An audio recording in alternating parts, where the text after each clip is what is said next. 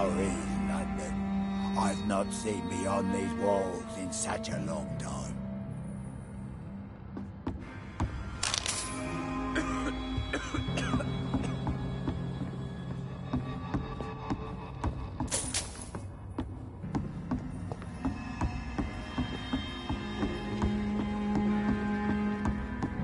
Old Bridget says you are one to trust.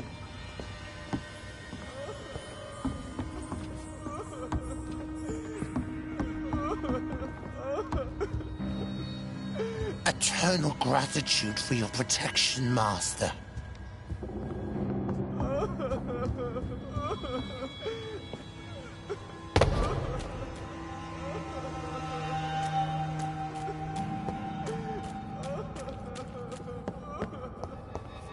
We're at your mercy. Will you end us?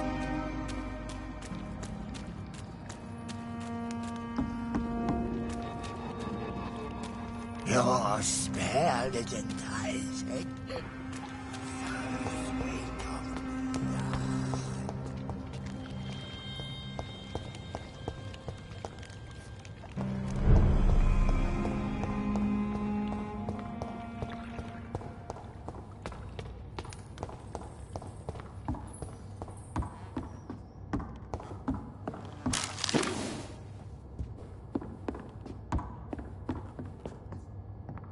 Are you all right, sir? What are you doing here? I could ask you the same question. Don't you know this is a quarantine zone? I'm Dr. Jonathan Reed. I'm investigating the epidemic. You had better get to a safe place while you still can. Oh, really? Well, go investigate somewhere else and leave me be. I beg your pardon? I said go. Leave me alone, sir.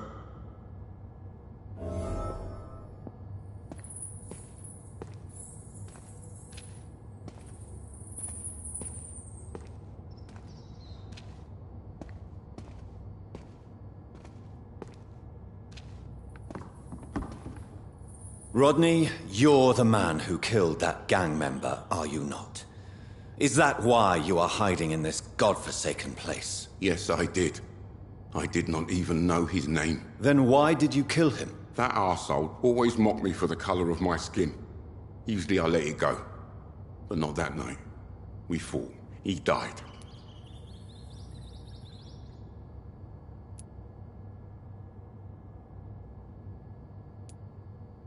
Unfortunately, I have met several murderers during my lifetime. You don't look like them. I can tell you're no cold-blooded killer. You're right, sir. At first it was just a simple argument between us. But the man had a bad fall. Believe me, Rodney, you won't survive here long. No matter what you did, you must go back to where you used to live. I'll go back to the docks then. But if I die, remember that the blood of Rodney Grader will be on your hands.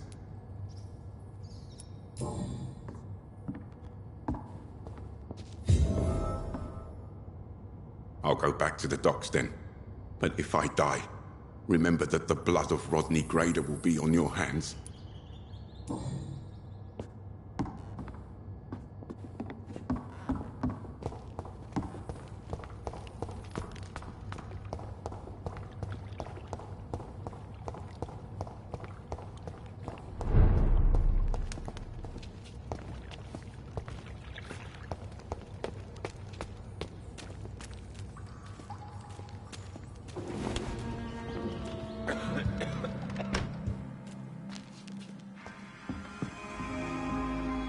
Hello, Harriet. Do you recognize me?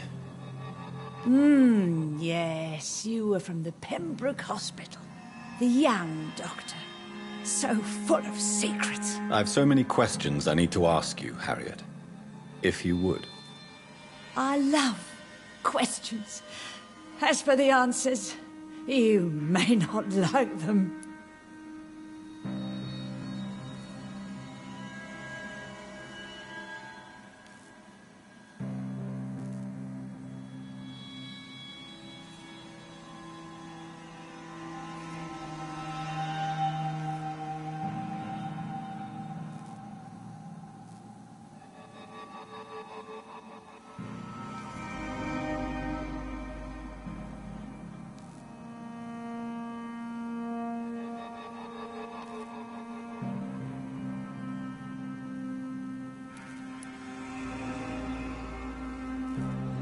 How do you feel?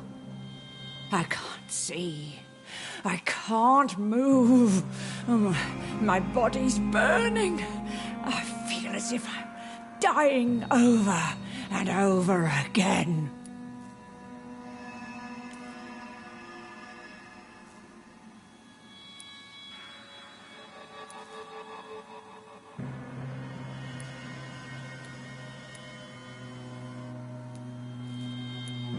Does the pain ever stop? It is not pain I feel. It's like I can't stop feeling every inch of my body. But at the same time, each muscle and bone is the wrong place. Have you tried to eat or drink something? People here tried to feed me, but I'm just not hungry. I don't have the strength.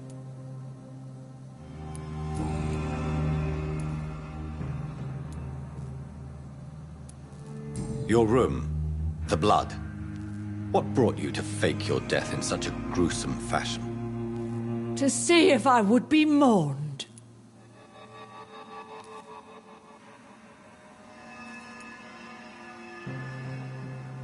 Why flee with Sean Hampton? Oh, it's always a pleasure to see a saint fall to sin. But the coward still won't kill. Do you take pleasure in causing so much pain and sorrow? Nobody gave a damn about me. Not a tear shed. Poor Harriet. Always the discarded.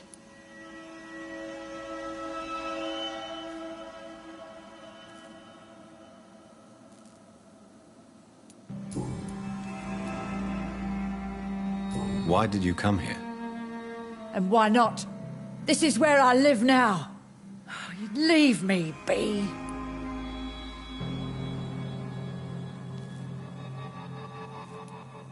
So you desire to stay here? Yes, I'm with my own kind. Birds of a feather, so to speak. Poor Harriet.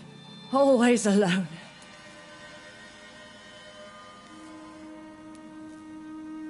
Will you respect old Bridget's wishes? Will you obey her? Bridget is kind. She only needs to keep me fed and I'll be good.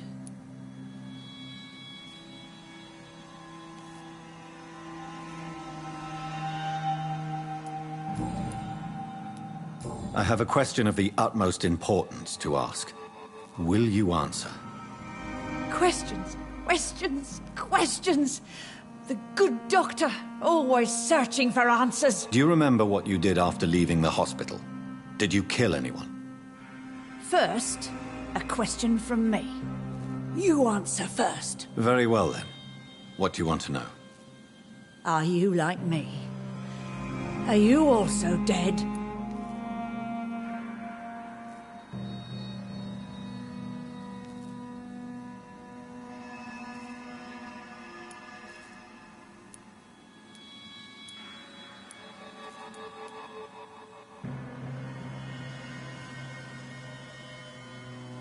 We are similar, but not the same, Harriet.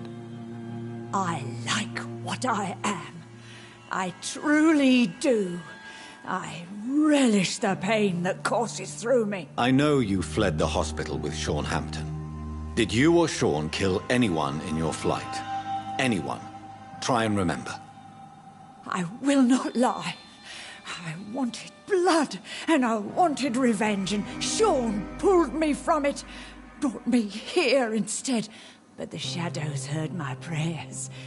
The shadows killed that bastard.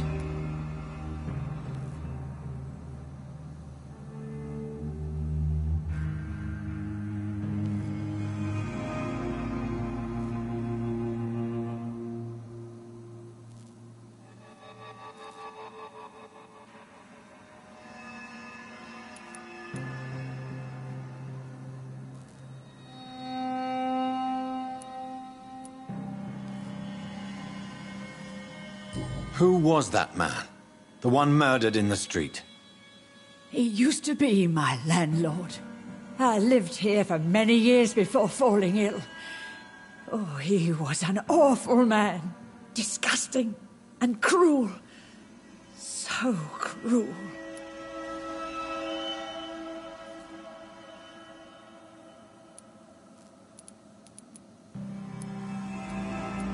Shadows? Tell me what you saw. The shadows, they heard me and answered.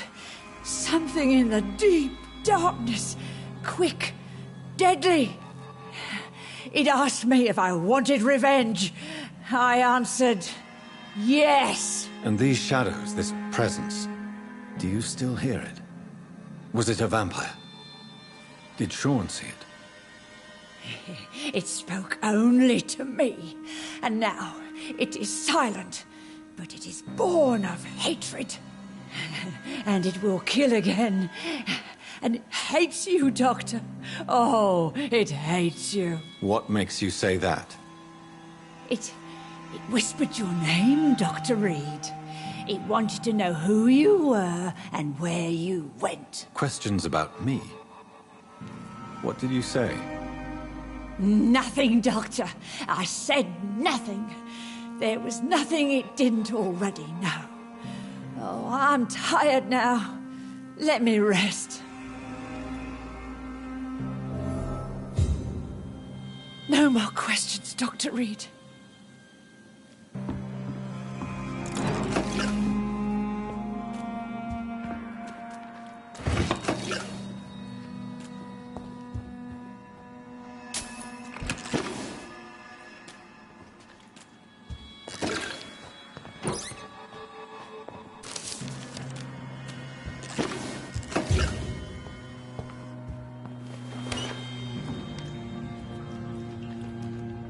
Have you found the answers you were looking for, young Ekon? There is too much left unanswered.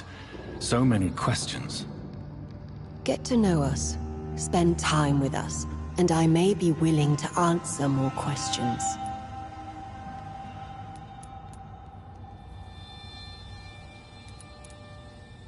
What manner of creature is Harriet?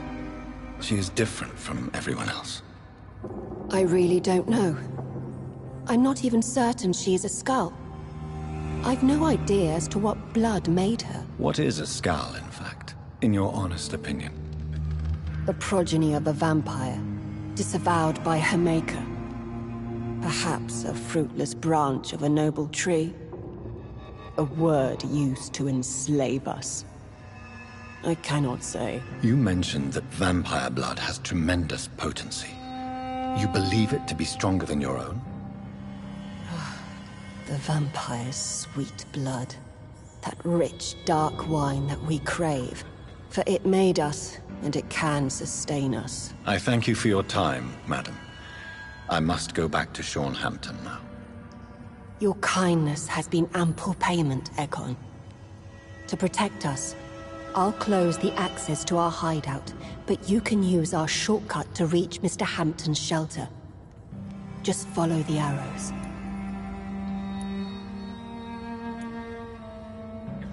Why do you live here, amongst the filth and vermin? Live. Here we hide.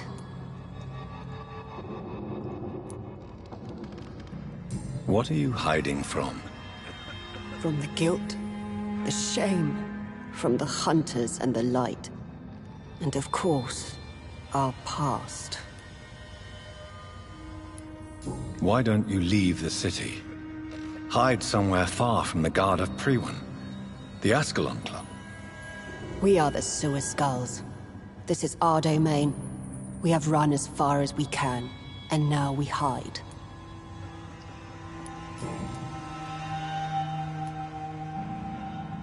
For how long have you been in hiding here? Skulls have been hiding under London since vampires first entered the city. Where did you hide before the sewers?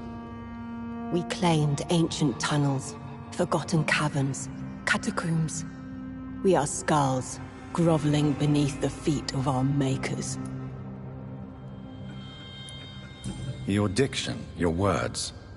You do not carry yourself like most skulls I've encountered. True. I'm not like most skulls.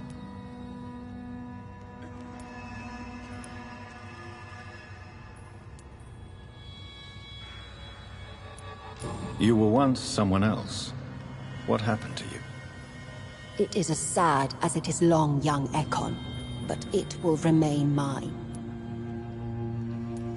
Can I be of service to you? We ask but one thing. Reveal to no one our secrets. Do not betray us. Thank you, old Bridget. I hope we'll meet again.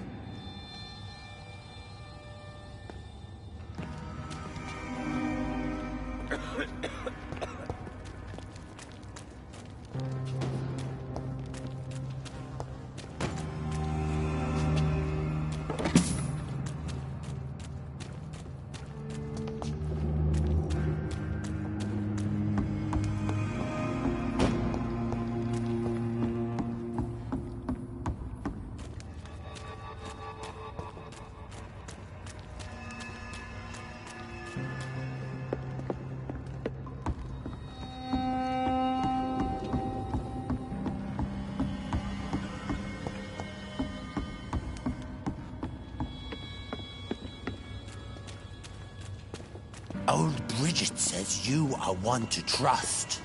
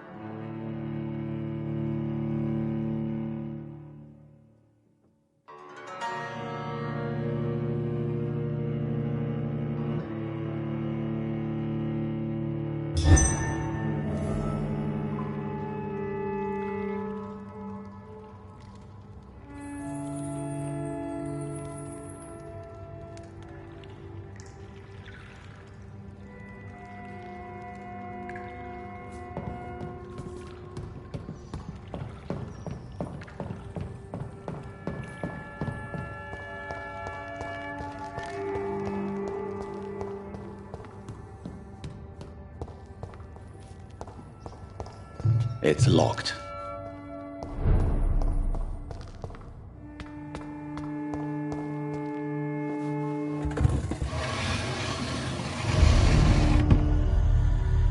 Welcome back, Dr. Reed.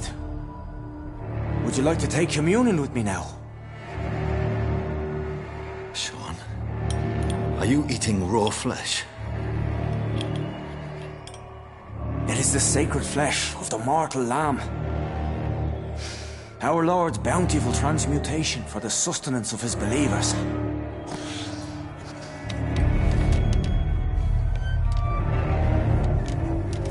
Thank you, Lord.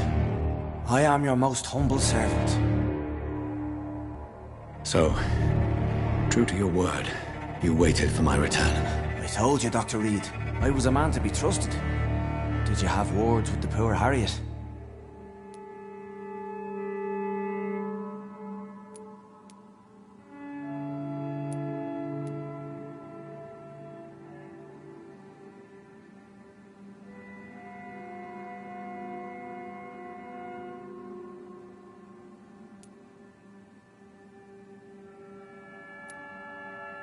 You make no distinction between the living and the skulls, do you? We are God's children, Dr. Reed. One and all. And he's determined to save us.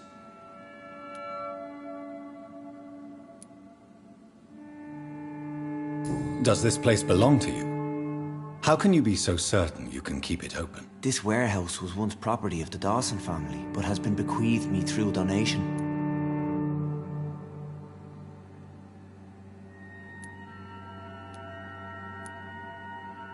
The Dawsons? The wealthiest family in London? Have they a clue as to what goes on here? Not at all. The donation was made before the war. The building was run down. I never met Aloysius Dawson myself. So you have the run of the place and no one's taken notice? As long as we keep to ourselves, we interest no one. This is a haven, and I pray it remains so for eons to come. What will be the result if you continue to assist both Skulls and the living? For the last decade, that's what's been happening. And they found a better life. What's to change?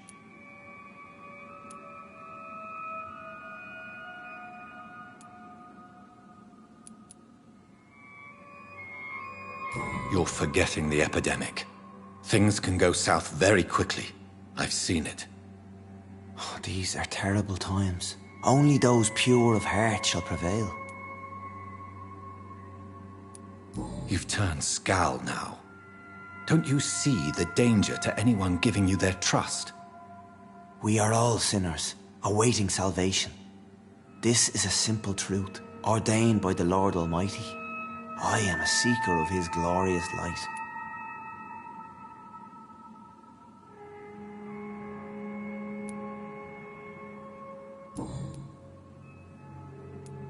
Harriet, Miss Jones has been behaving in a most violent manner.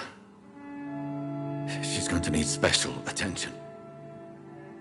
That's precisely the reason I brought her here. To meet old Bridget. She's the guide Harriet requires.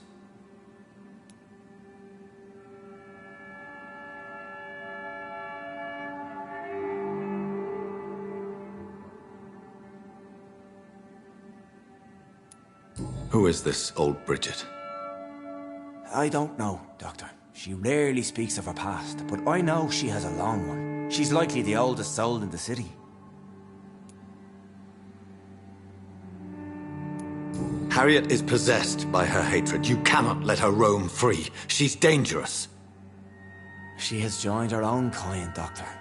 Old Bridget is a saint to the younger Skulls, guiding them to salvation and peaceful existence.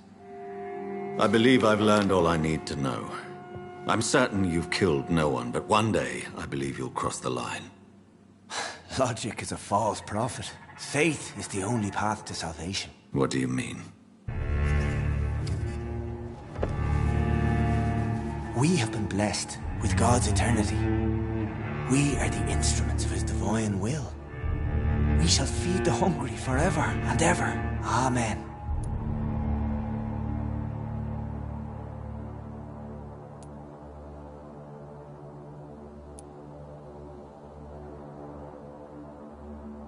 Let's simply agree that all are one and the same. In death, I mean.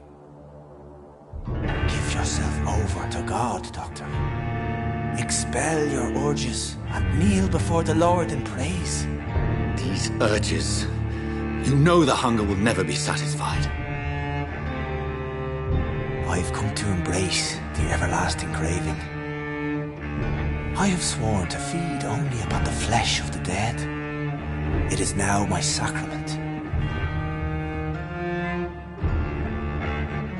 Take, eat. This is my body. So saith the Lord.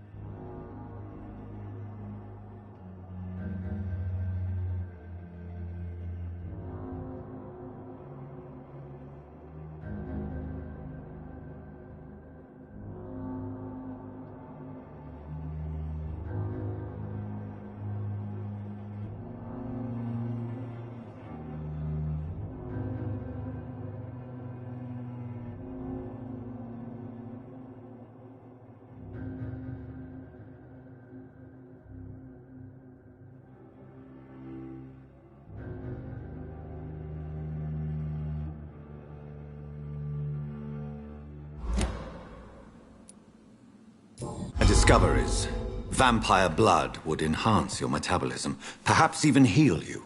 If what old Bridget says is true, I'll give you some of mine. I'd rather not. It would be extremely awkward. You have no choice, Sean. It's the only way to protect your cheptel, those still amongst the living. No, Dr. Reed. God made me this way. Who am I to disobey his will? You believe that God's plan was for you to be abandoned at birth? The Lord works in mysterious ways. I can't imagine God intended for you to be molested by a priest in an orphanage. Drink, friend. No! I said kneel and drink. Now!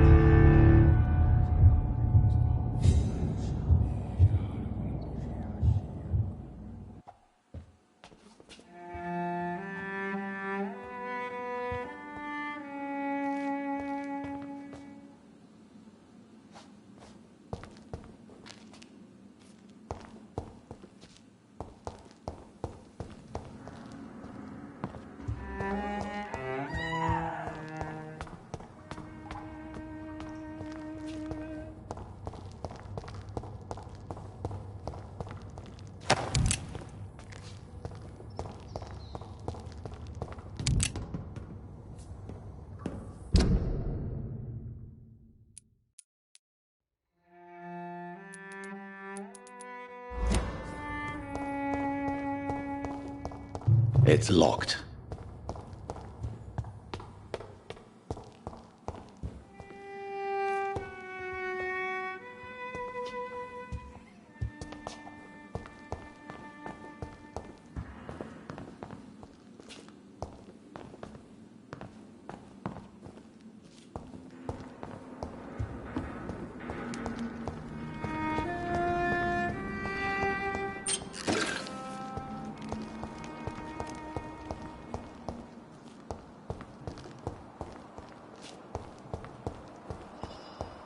It's locked.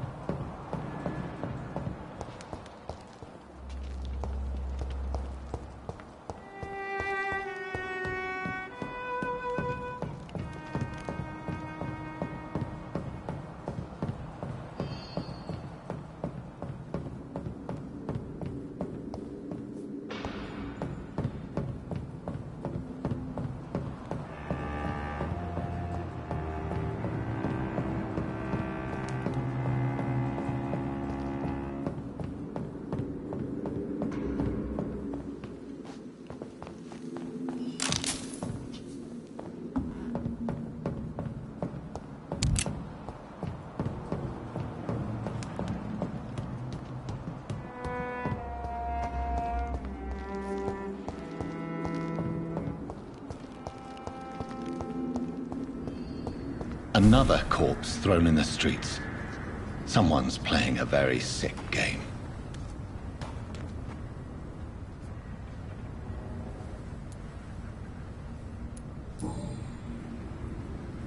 I know this brooch. This is my mother's. A birthday gift from father.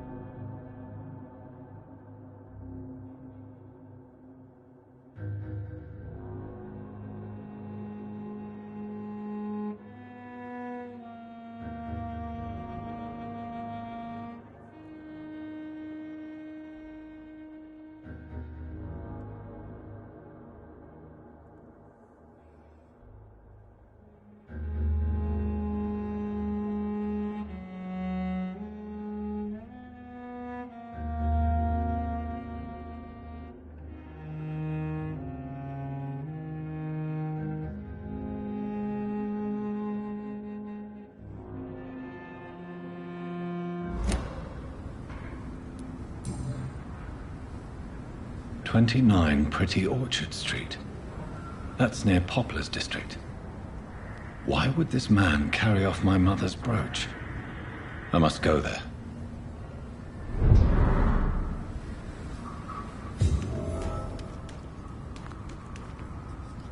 You again?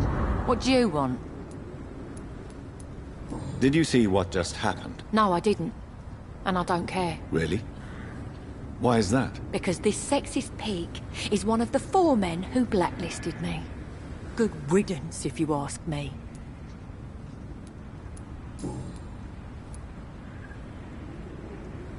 You speak of strikes and class enemy. Am I right to assume you're involved in trade union activism? You bet I am. Well, I was. Nowadays, I'm just another worker blacklisted by the big companies.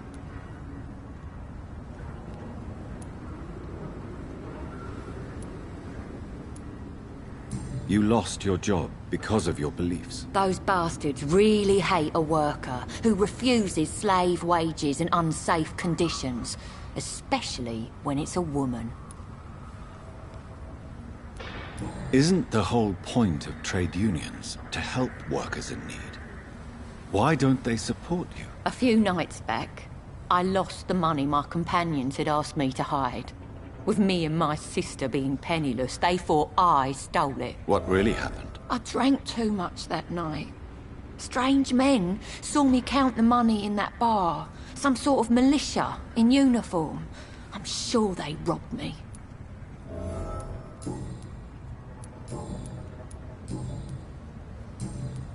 Well, I'll leave you for now. Goodbye, Miss Paxton. Glad to see you again, Mr. Reed. Did you see what happened? No. I was coming back to the shelter from work when I heard an awful scream, and there was this man, dead, just in front of the building. You saw nothing at all? No.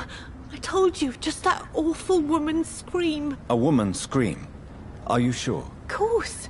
It was terrifying. I thought it was my sister, so I ran. But it was a man I've never seen round here before.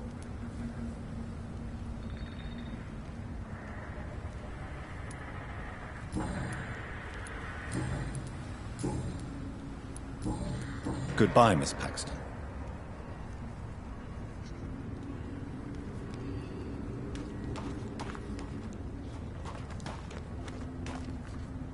Good evening, Mr. Throgmorton. Dr. Reed, can I be of any assistance?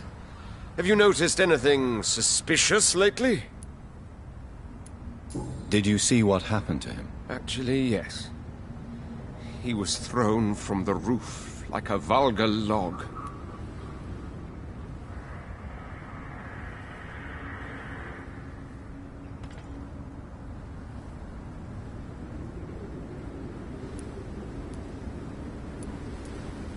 Who could have done that? Who?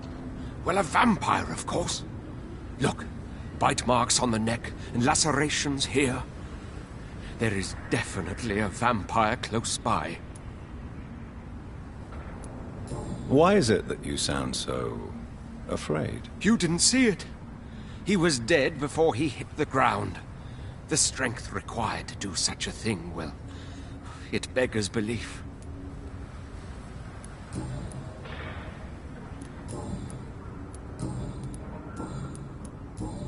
Goodbye, and good hunting, Mr. Throgmorton.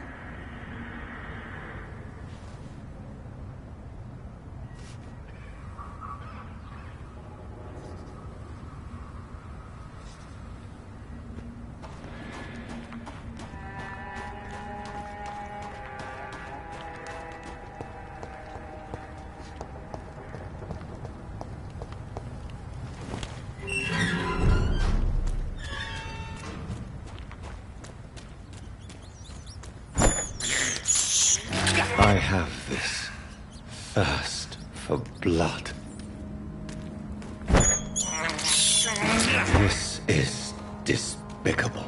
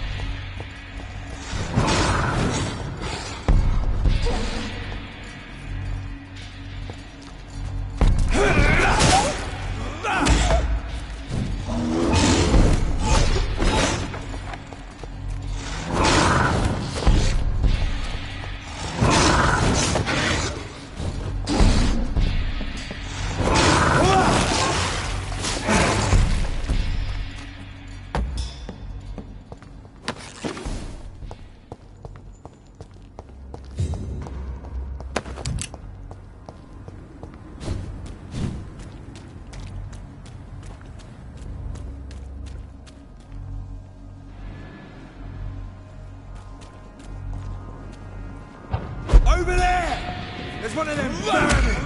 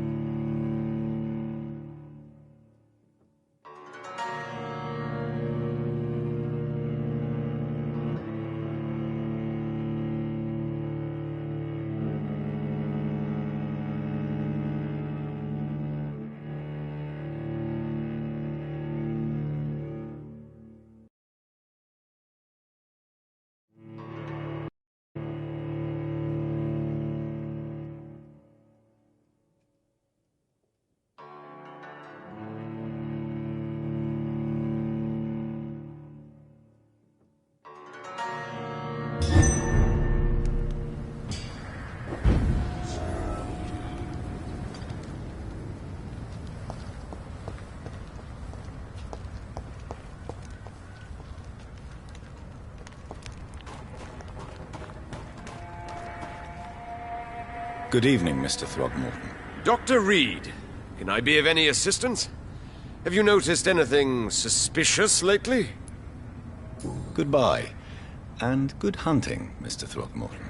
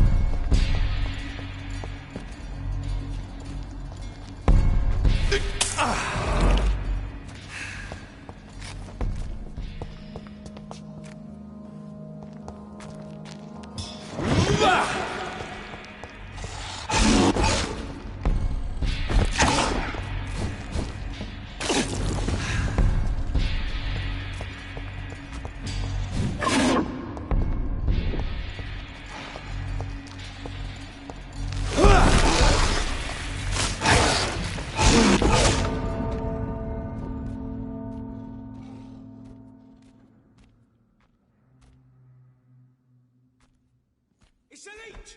Kill it!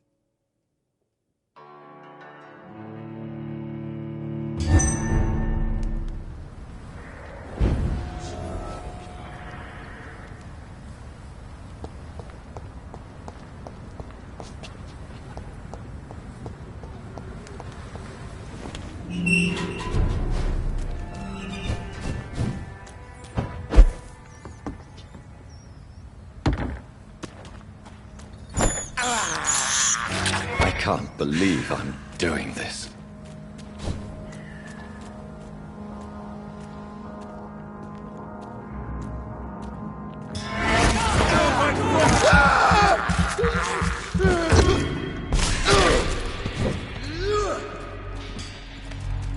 Bloody monster! The Nightmare! It's onto us! There's one of them burning!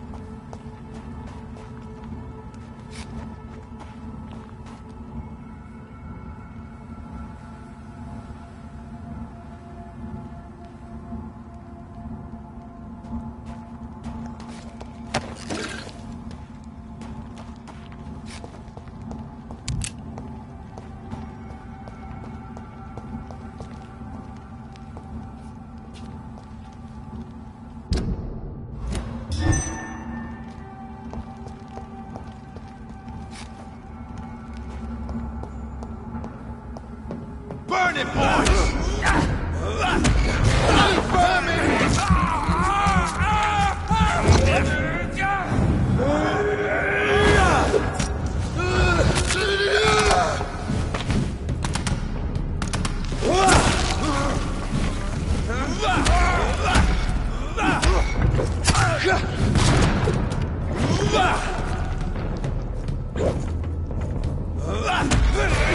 It's on him!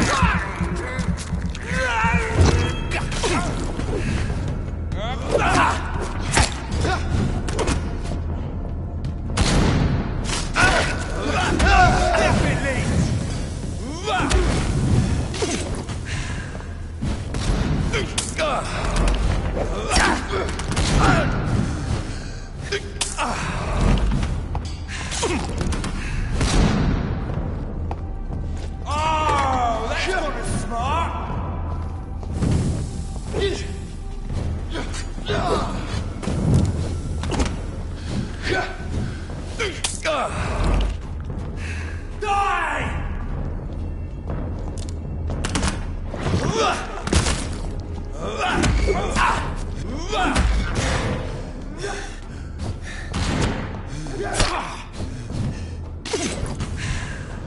Oh my, I get breath of it! Hide for this!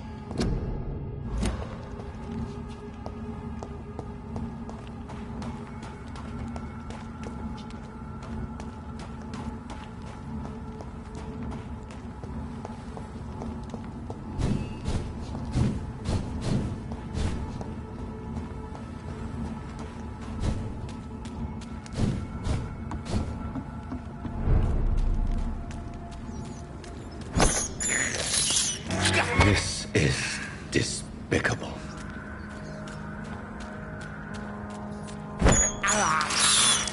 I can't believe I'm doing this.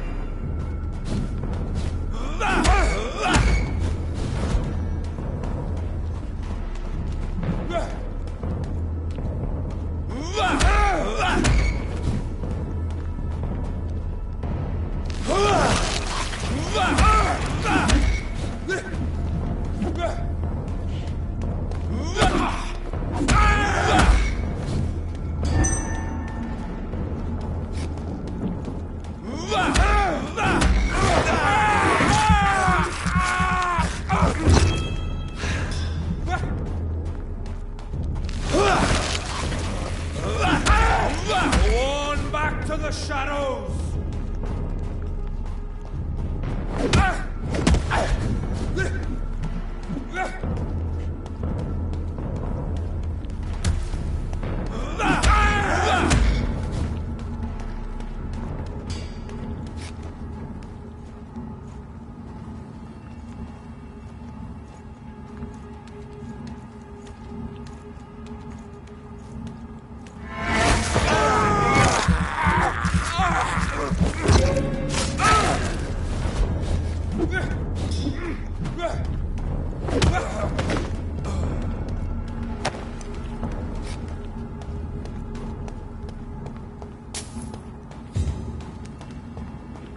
It's a leech! Kill it!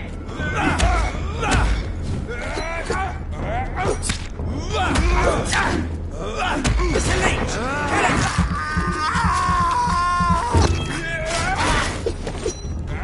Come back here and fight!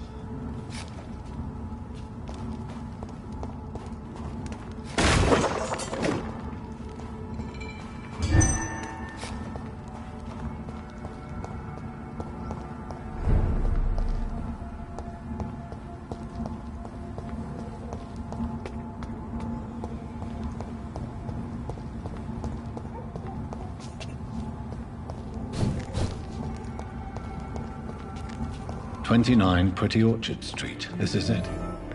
What's in there for me?" There's been a fight here.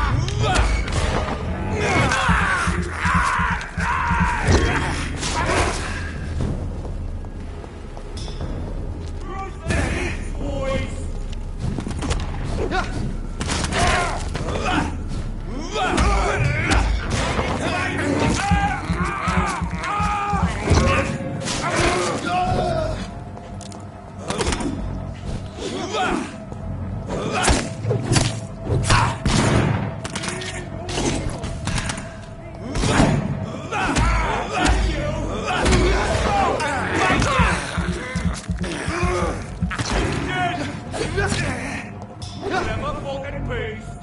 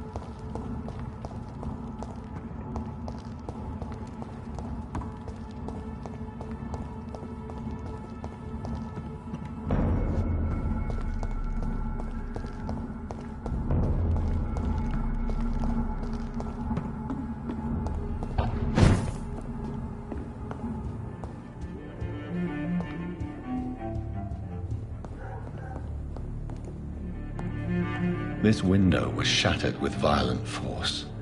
Someone's been pulled through it and dragged through the street. Who could have done that?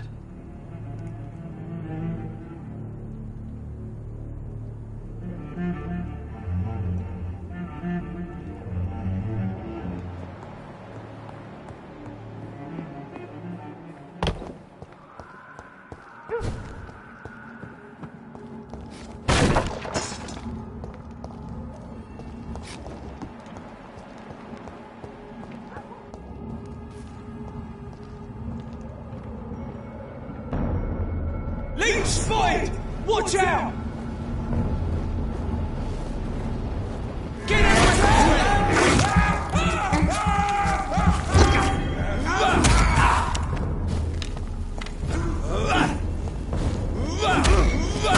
Watch out for them teeth!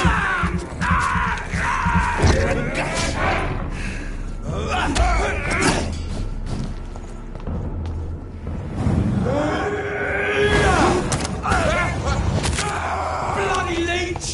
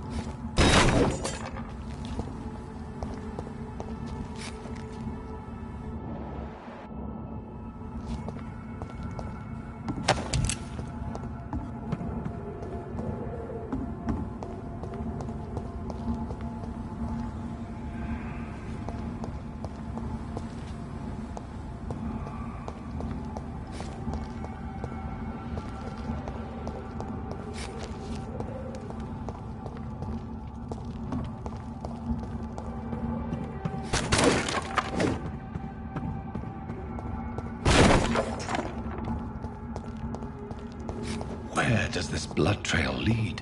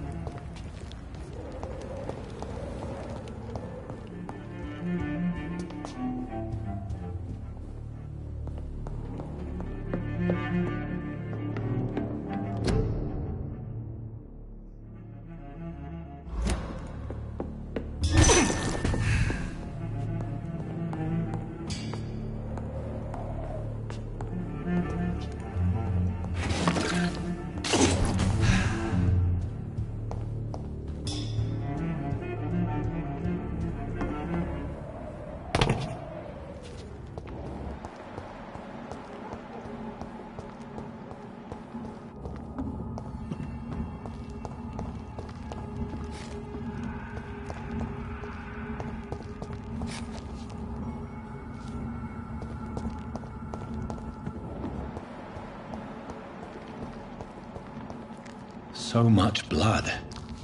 Whoever was killed got dried out.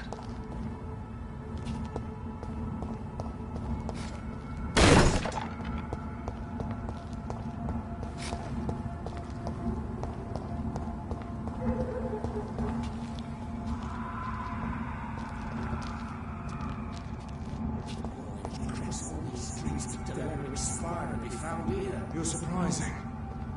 Occasionally, you make a good point. We're being misled. Or worse, we're being baited by leeches playing a nasty game.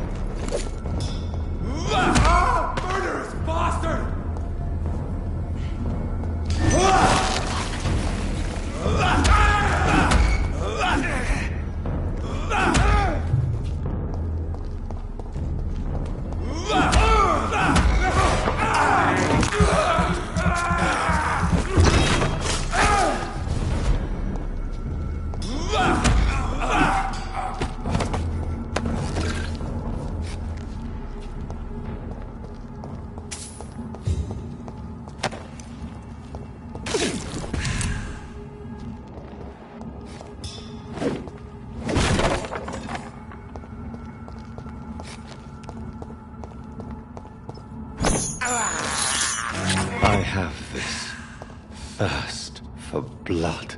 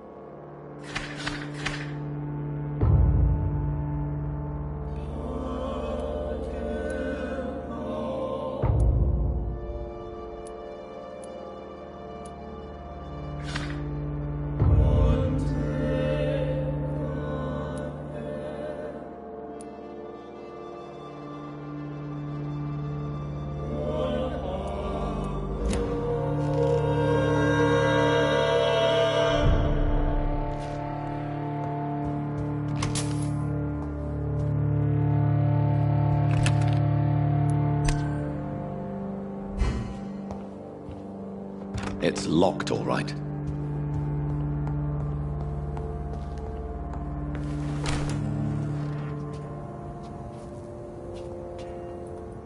It's a leech! Kill it!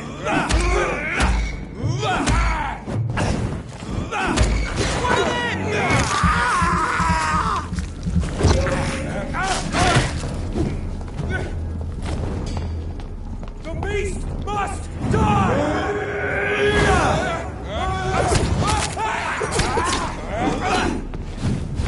Where is it? Lord, give us strength!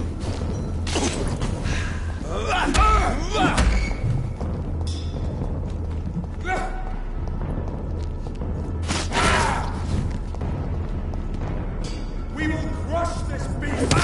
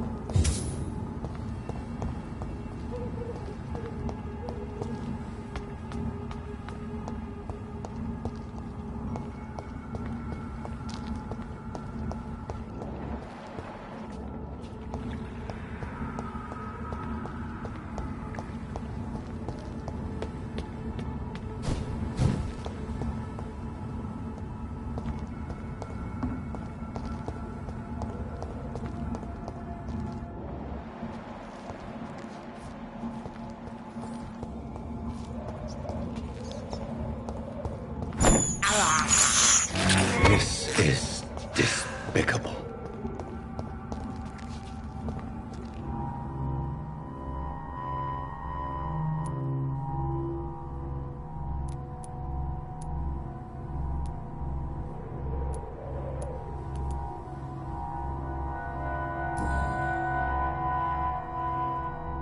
This is the very flower my mother tossed on Mary's coffin. Someone is targeting my family.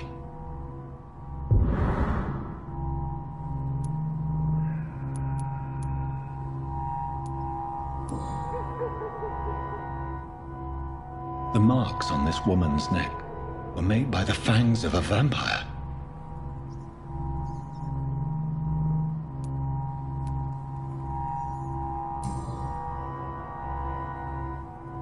Only a golden watch in her pockets.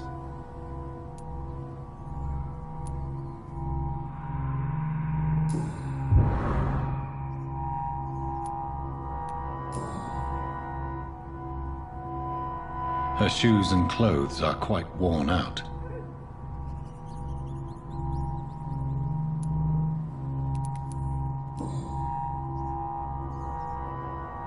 The marks on this woman's neck were made by the fangs of a vampire.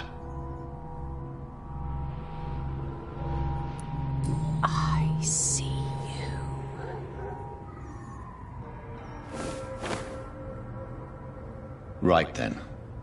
It's a sick game. But given no choice in the matter, I might as well win it.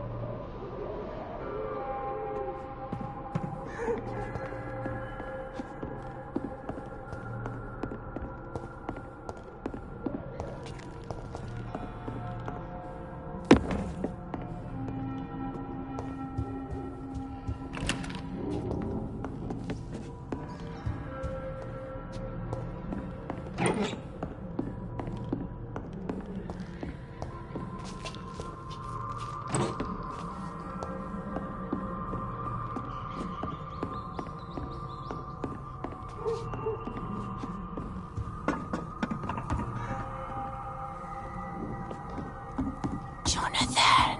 What was that?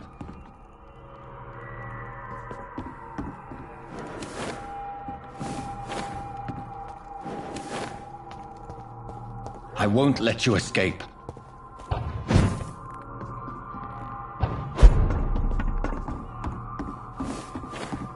You're very fast, but I'll catch you.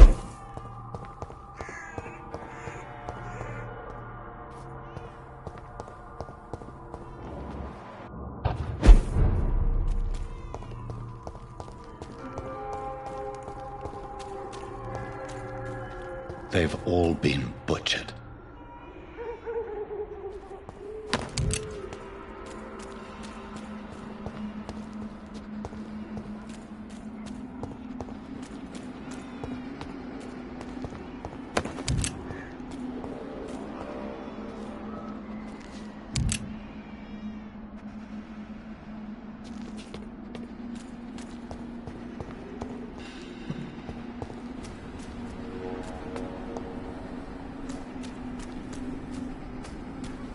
Still sense a presence.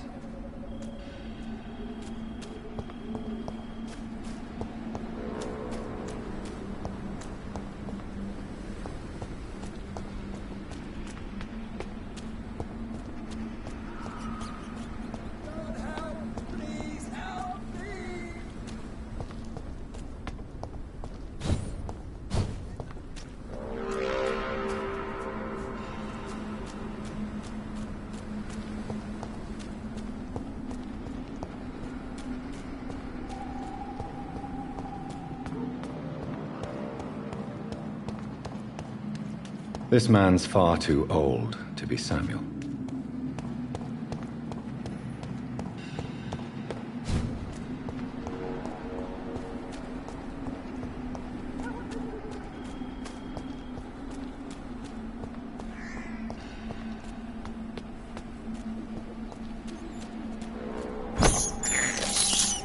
I have this thirst for blood.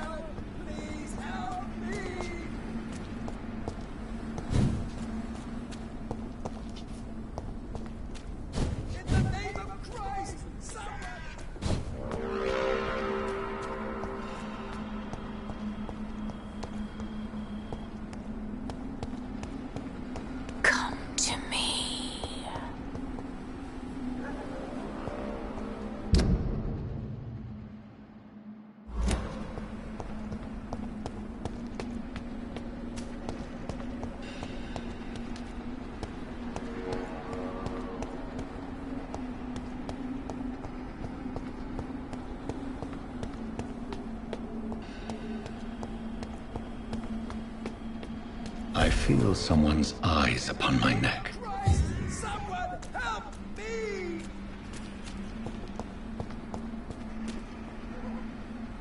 You!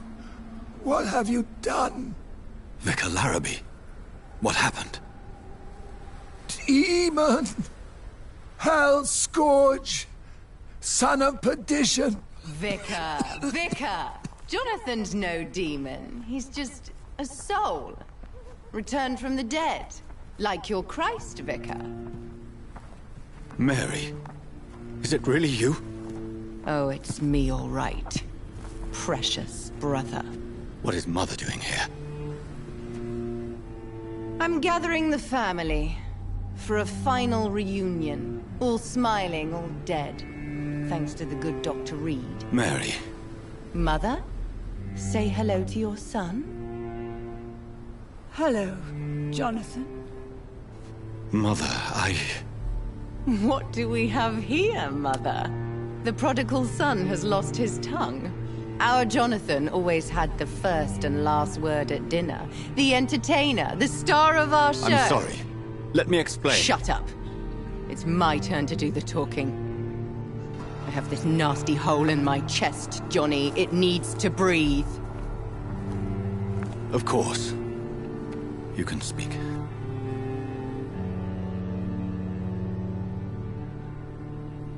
My prayers went so long without an answer. My husband, killed in France. My child, carried away by the flu. My brother promising to return in his letters, then disappearing in thin air. I went from hospital to hospital. Cemetery to cemetery. Grave to grave. I've lifted every stone in London, searching for an end to the nightmare. And there you were. In front of me. On a dark pier. The hunger had taken me. The joy to have finally found you. I longed for your arms, a final happy ending to so much tragedy, to tell me all would be well again, as you did when we were children. It was this filthy dock where you greeted your sister. I dug a tunnel from my grave with my fingers and teeth.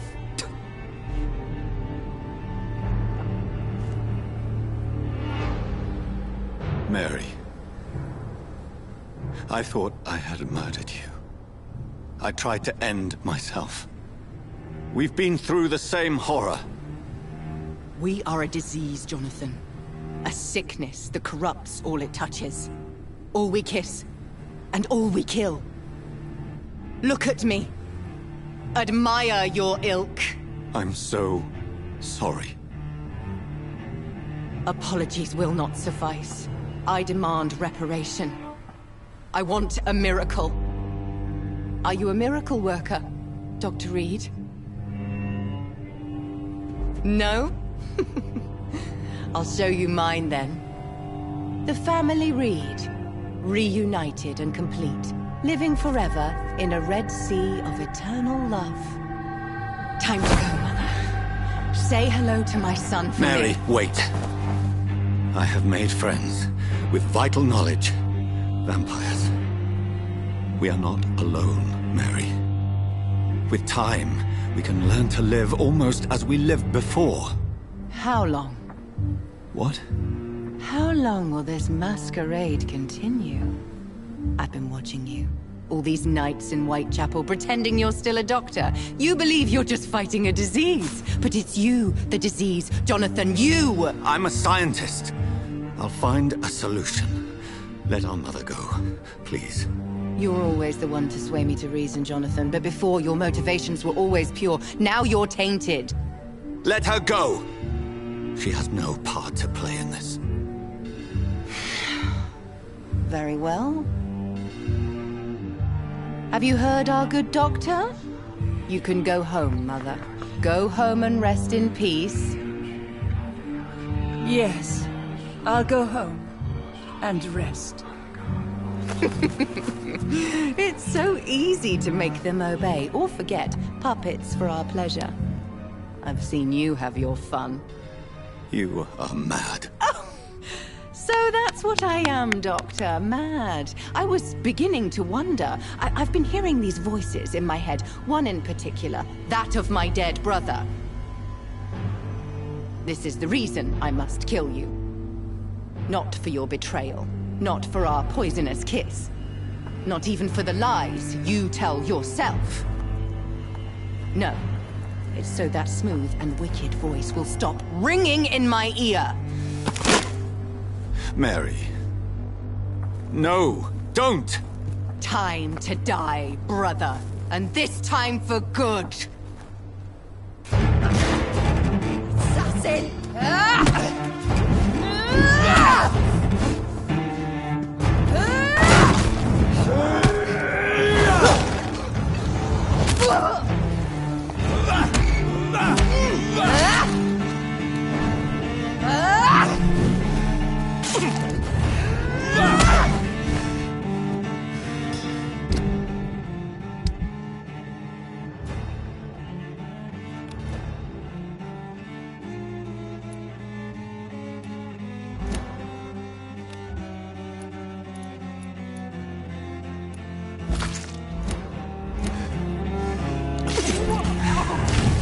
What have you done?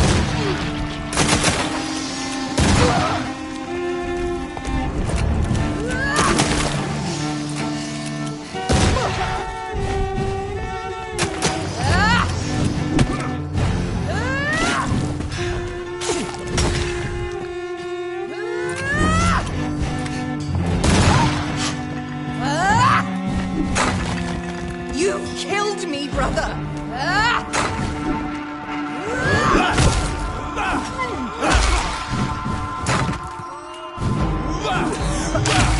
Rest in peace, monster.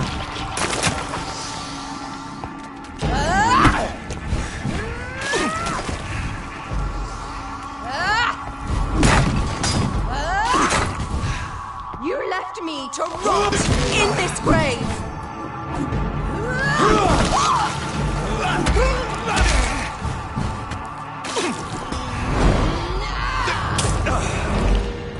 You've spared the precious Nurse Crane, but not your own Mary. Kiss me again, sweet brother. Give me your blood, priest.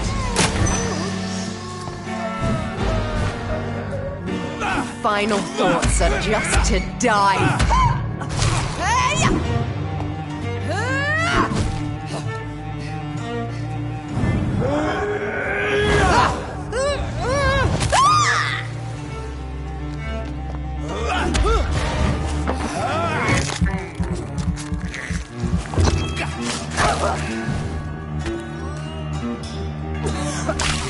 Come to me, Jonathan.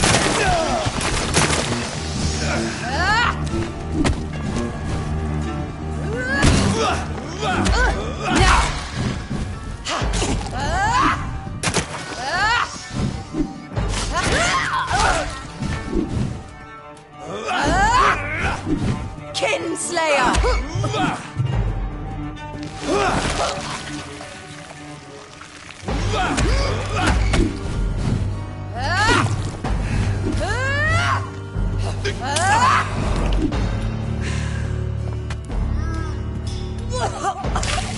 Rest in peace, monster. Assassin!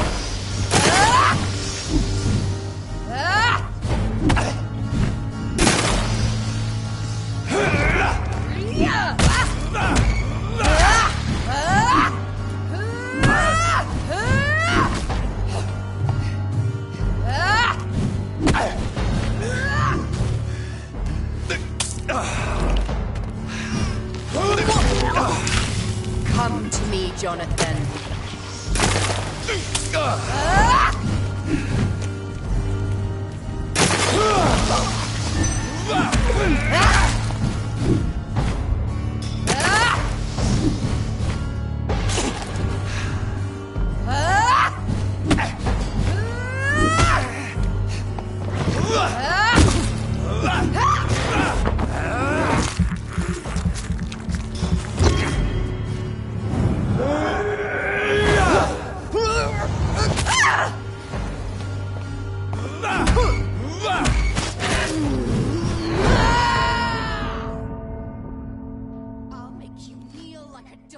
just as you did to Sean Hampton!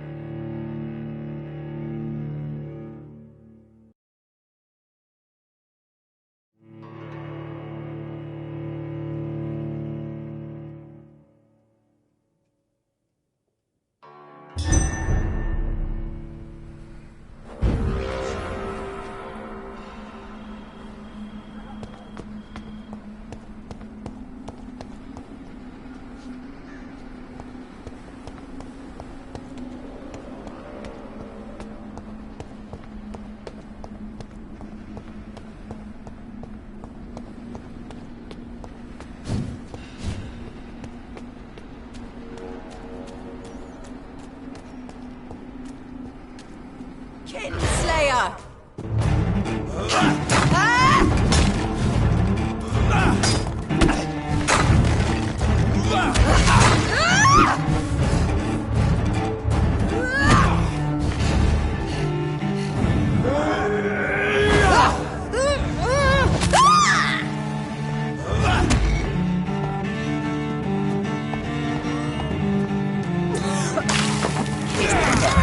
Jonathan killed you.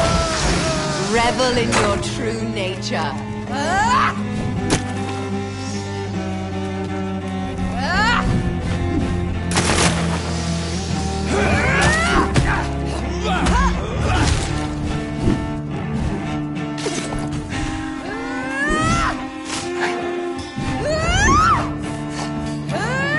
You left me to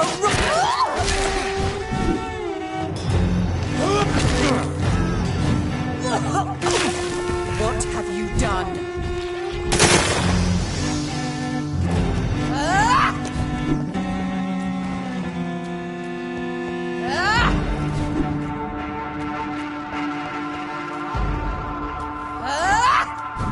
You've killed me, brother!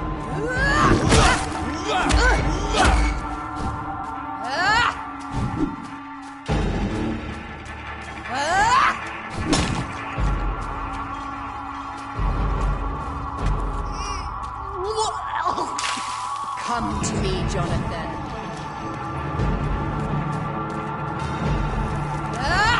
Abomination!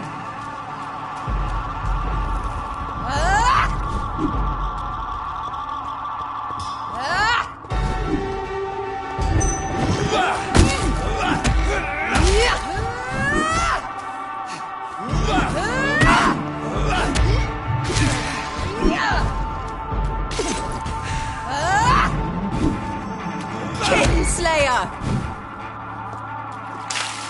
Rest in peace, monster.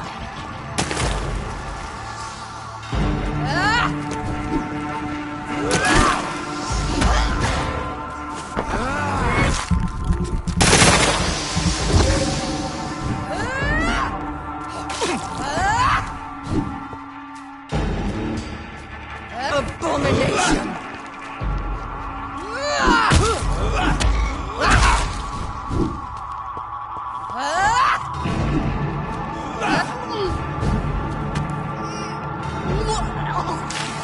What have you done?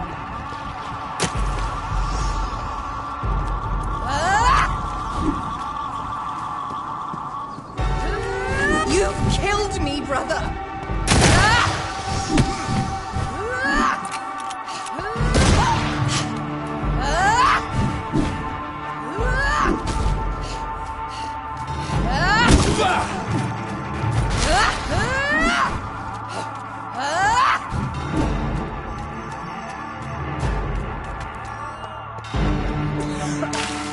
Kiss me again, sweet brother.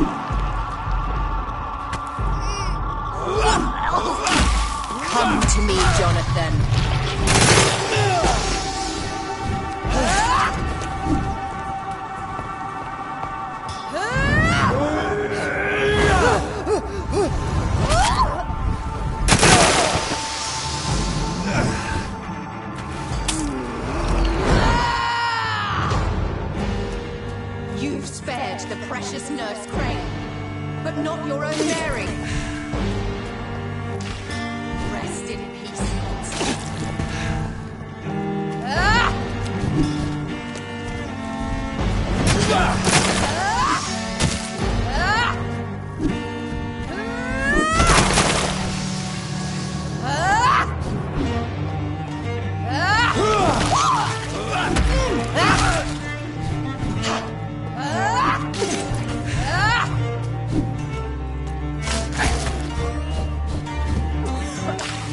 Kiss me again, sweet brother.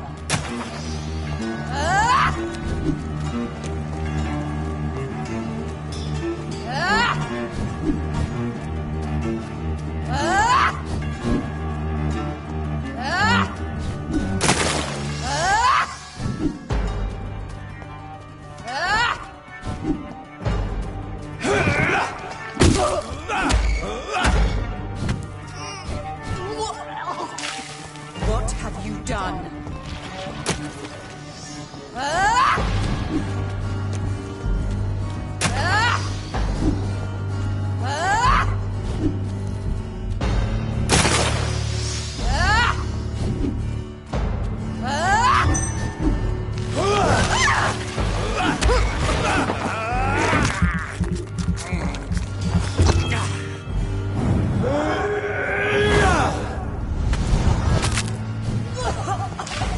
Come to me, Jonathan. I'll make you kneel like a dog, just as you did to John Hampton.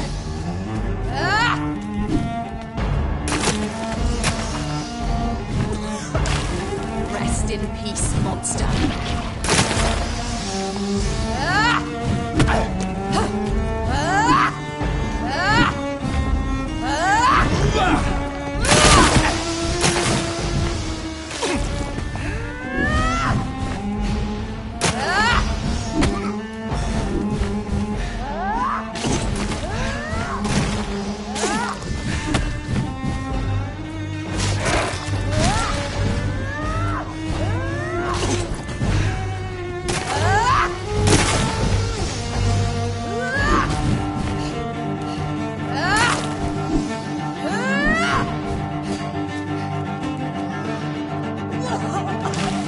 Come to me, Jonathan.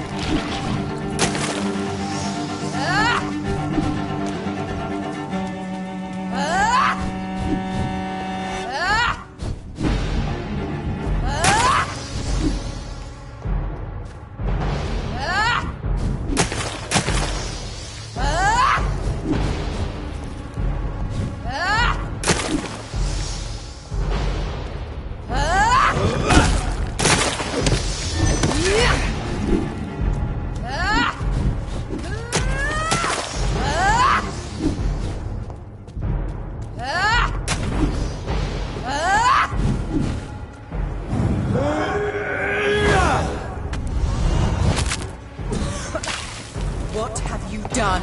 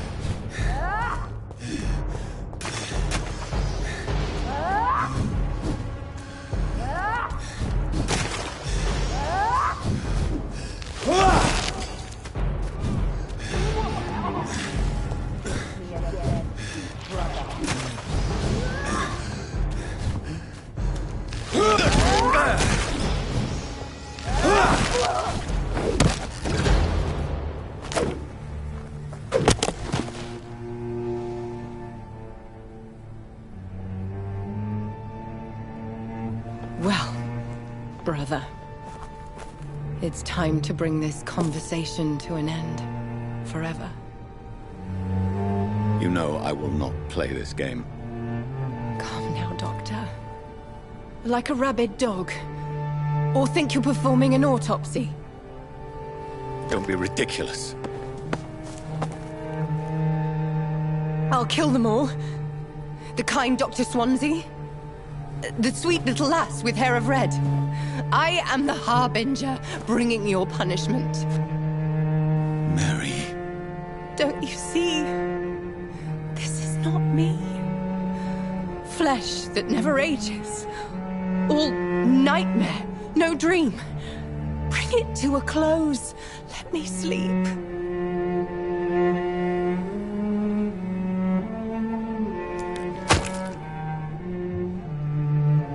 I will find a cure, Mary.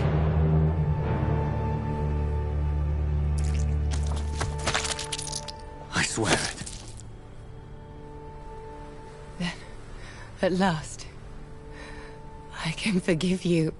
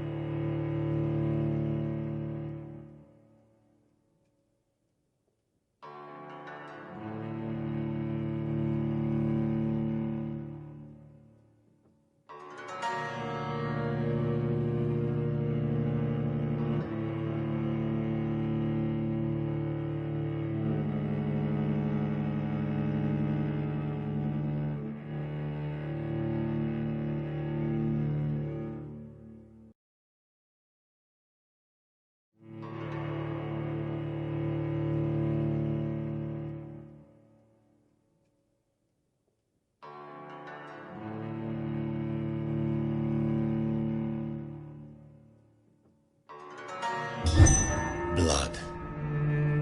As I shed one last red tear for my fallen sister, I realize the entire world now revolves around this singular word. The epidemic that has stricken London is not the Spanish flu. It is transmitted through the blood, via violent biting, turning survivors into frenzied immortals. I am Dr. Jonathan Reed. I am a vampire, born anew into an age of death and pestilence. While plotting factions close in around me, I am sworn to find the source of this epidemic. I am convinced greater perils are still to come. I know the answers I seek are hiding in our blood.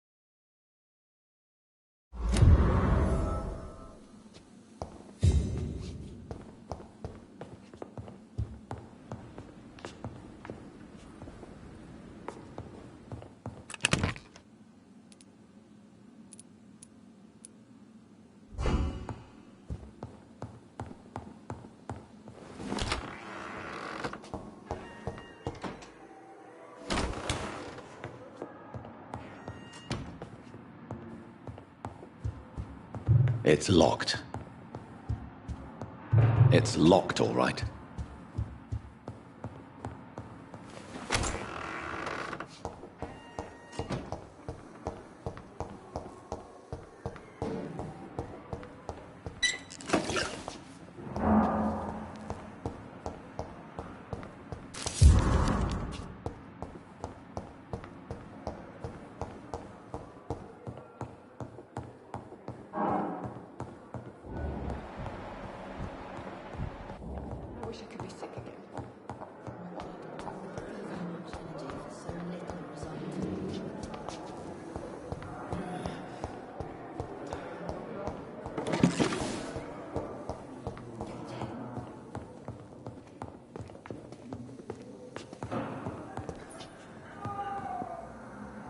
Good evening, Dr. Strickland. And good evening to you, Dr. Reed.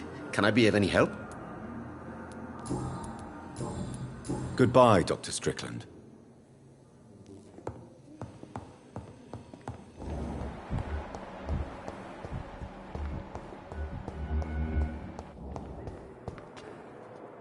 Good evening, Nurse Hawkins. Good evening, Dr. Reed. Goodbye, Nurse Hawkins. The pain. It's here again. Good evening, Miss Howcroft. How are you tonight? I need blood, Doctor. Warm, rich, vibrant blood. I'll leave you, Mistress of the Dark, to your nocturnal activities. Fear and disgust on every street.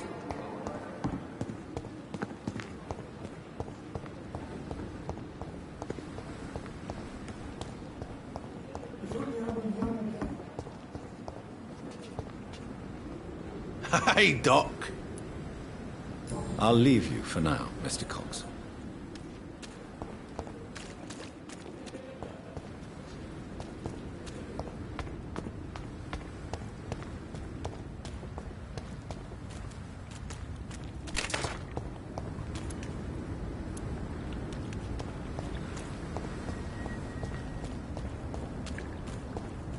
Best run alone, sir.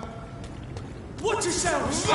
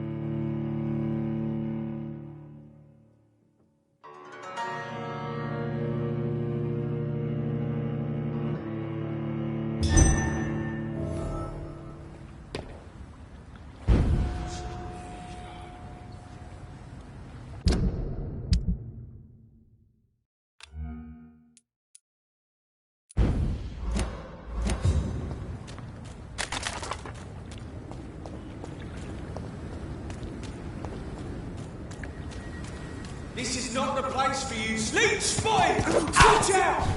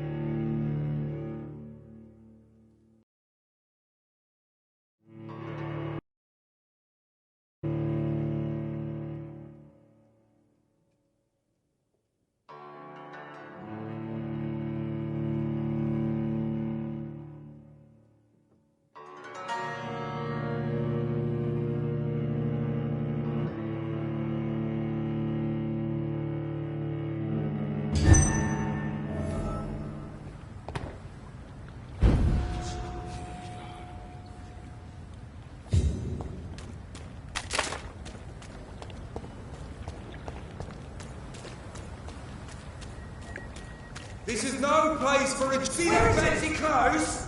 This one's a tough!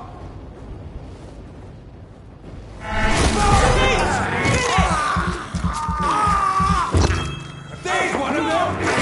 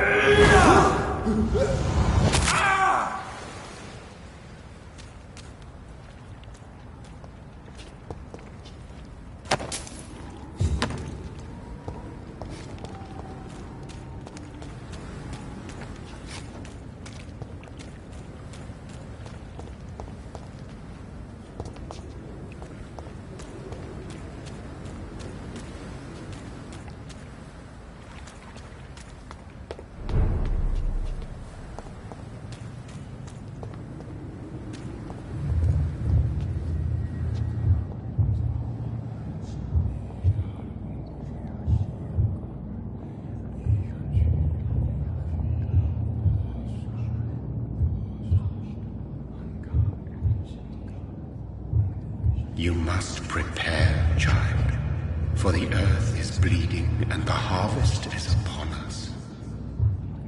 Stay away! Whoever you are! This is no time for petty quarrels, my champion. Can you not hear? The famished queen has awoken.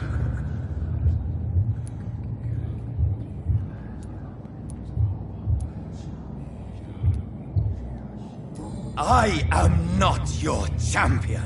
But of course you are, son. As surely as you are the blood of my blood. I had to kill Mary.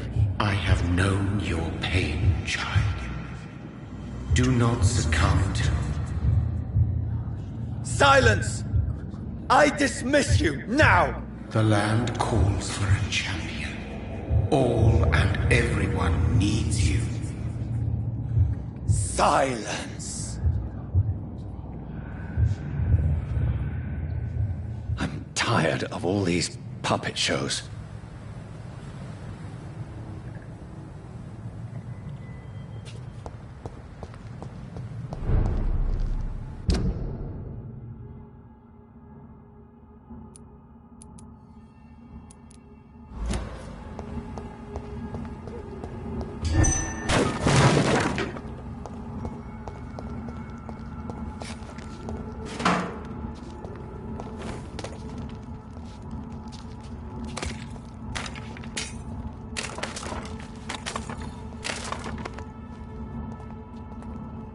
They want war. I'll show them war. Whatever this poor woman did, nobody deserves this kind of punishment.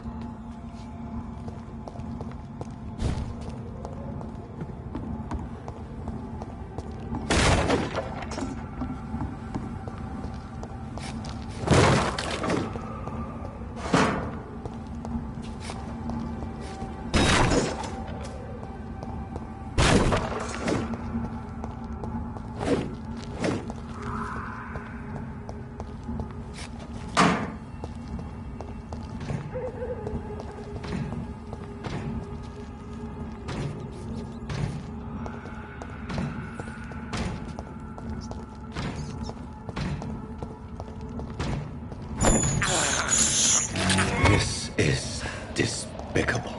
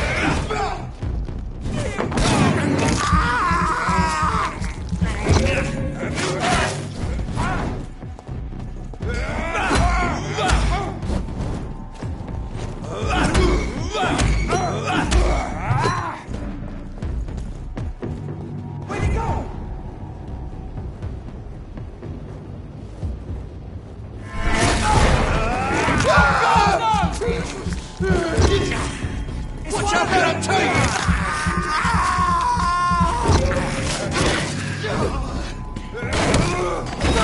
Fucking beast!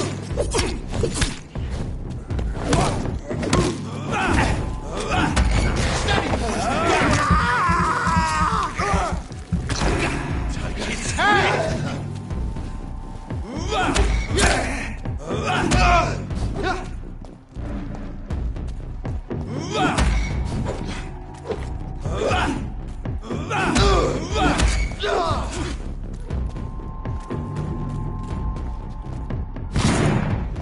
Back in the grave!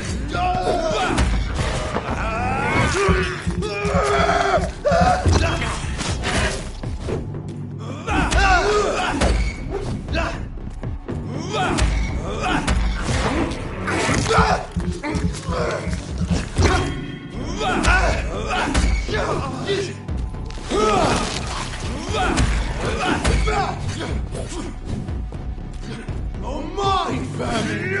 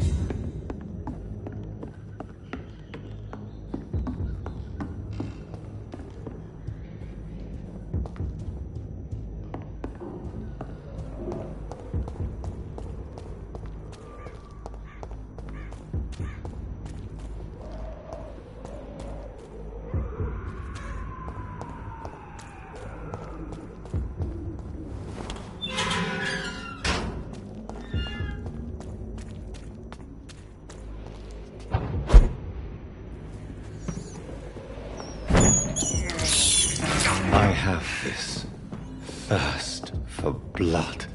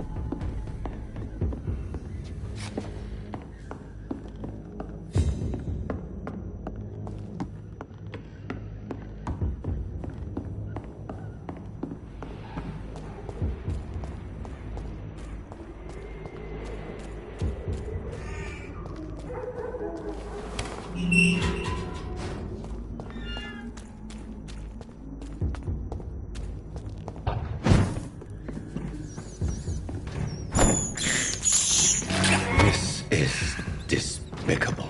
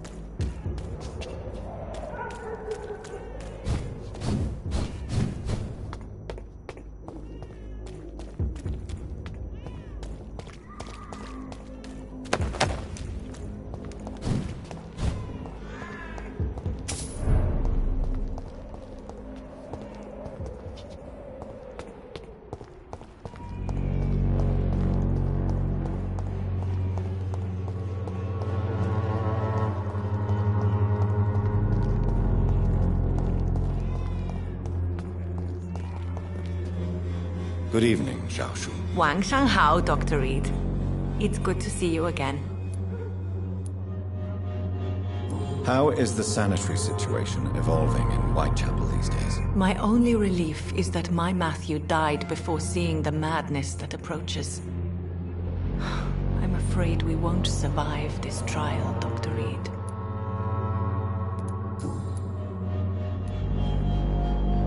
How do you feel now that you're back in Whitechapel? I've decided to follow your advice, sir. I won't forget the dead, but my efforts will be for the living.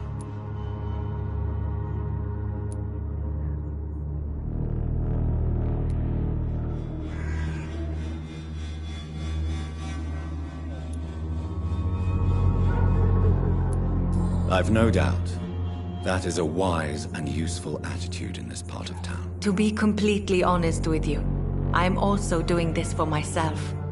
If I'm destined to survive this epidemic, I need my life to have some purpose.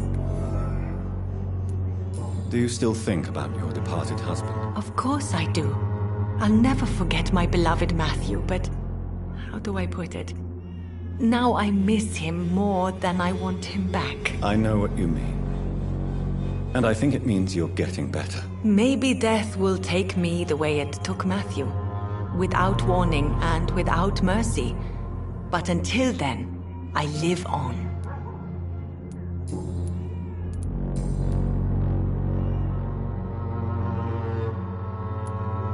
What are you doing with your time, now that you're back in Whitechapel? I've decided to help the poor and sick of the neighborhood by handing out medicine. Giving out medicine? How can you afford to do that? I am a rich widow, Dr. Reed. My departed husband left me enough money to last the rest of my life. I can spend some on those who don't have any. That's very charitable of you. But why do it at night? I've noticed that the most desperate people tend to go out after dark. Hence my presence, to help them when I can.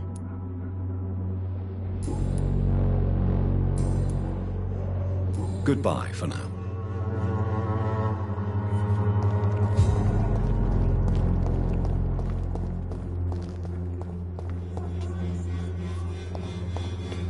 When science fails you, this elixir will give you faith again. Good evening, miss. Good evening, sir. Are you interested in a miraculous cure for this unknown and deadly epidemic? Actually, I am. Then you have come to the right place. The famous Swanborough cordial is all you need to help keep you in perfect health. Oh, really? Why didn't I hear about it during my studies? I'm Jonathan Reed, by the way. Dr. Jonathan Reed. Ah, my brother has spoken of your research, sir. I'm Loretta Swanborough, and it's always a pleasure to meet a fellow healer. How is the sanitary situation evolving in Whitechapel these days? When people buy guns instead of medication, it means they have already traded hope for fear in their hearts. In my book, that's never a good thing, Doctor.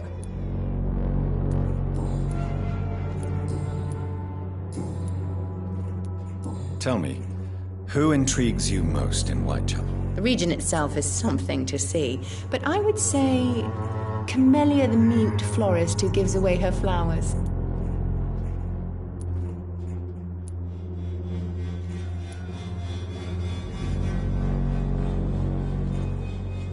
What do you think of the locals? Most of them are afraid or desperate. They all come to me eventually for my remedy. Is there anyone I should avoid? Cadogan Bates, without a doubt. The bloody bastard remorselessly exploits poor migrants as soon as they get here. I'd like to see what kind of medicine you're selling.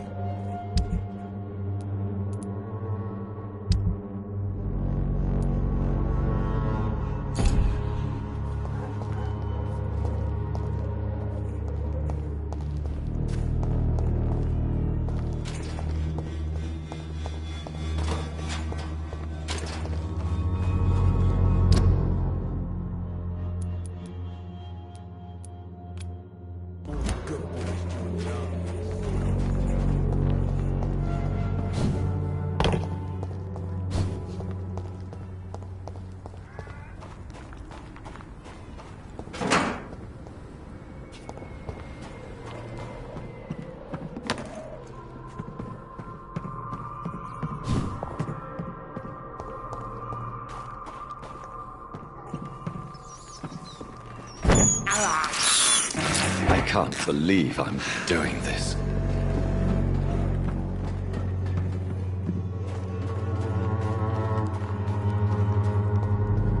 Effectiveness has been proven by many. Even the flu is no match for the Swanborough Cordial. Knock at your door. This district seems to get uglier every year.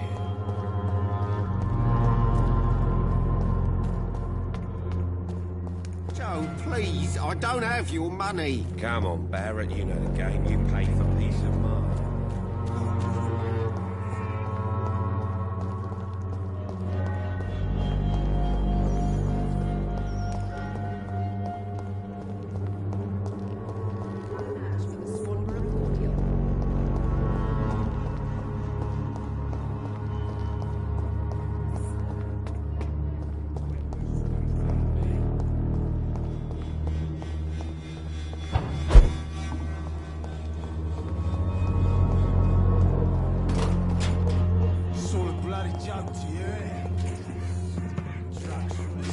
Suffering, so litter in the streets.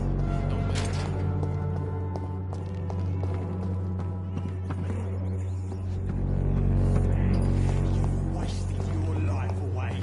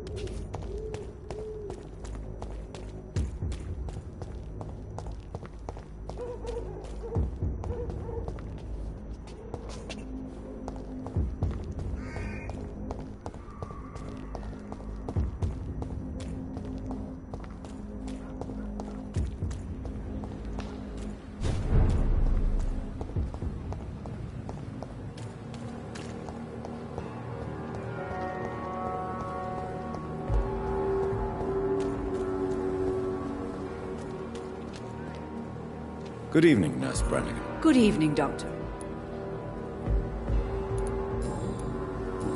Goodbye, Nurse. Call me if you need assistance.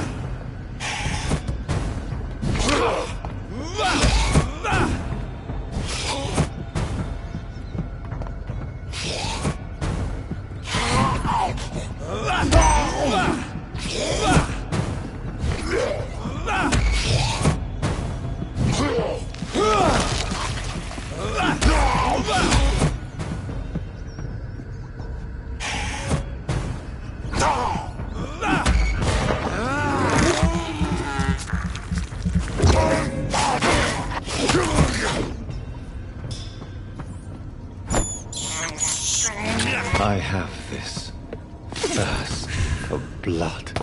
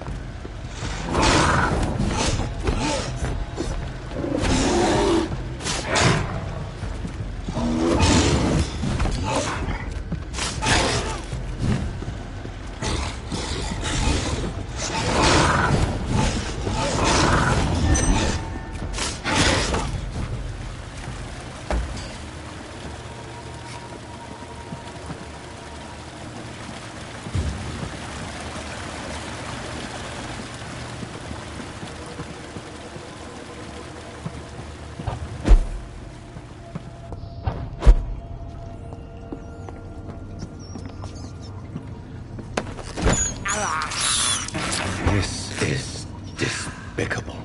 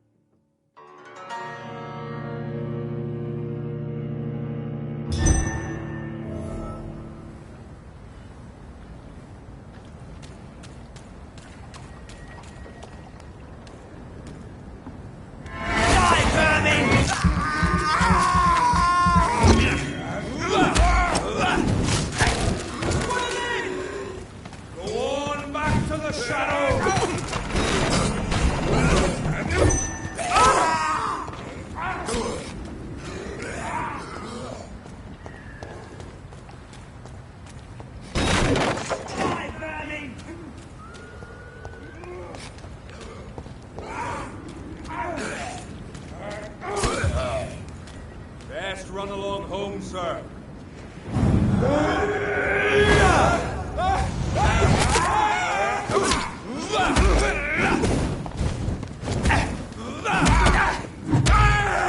Fear no evil.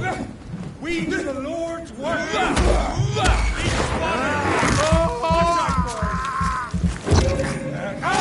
Walk with me.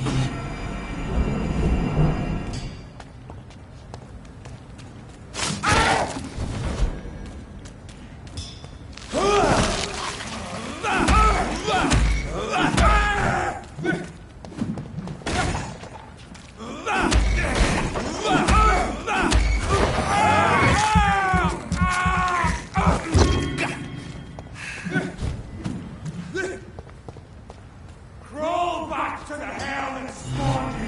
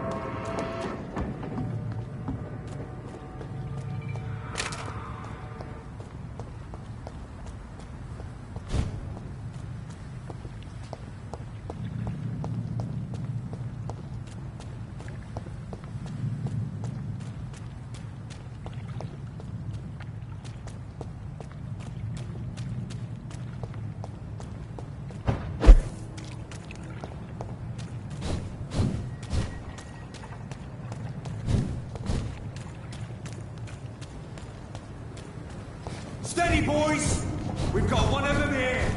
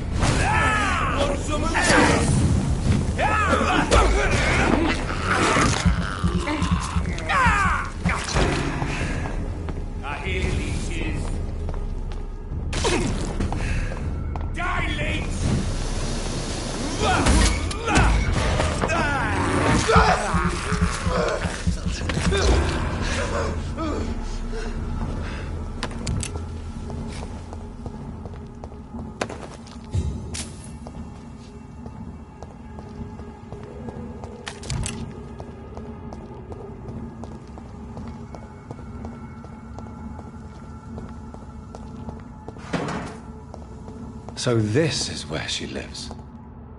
What a splendid house.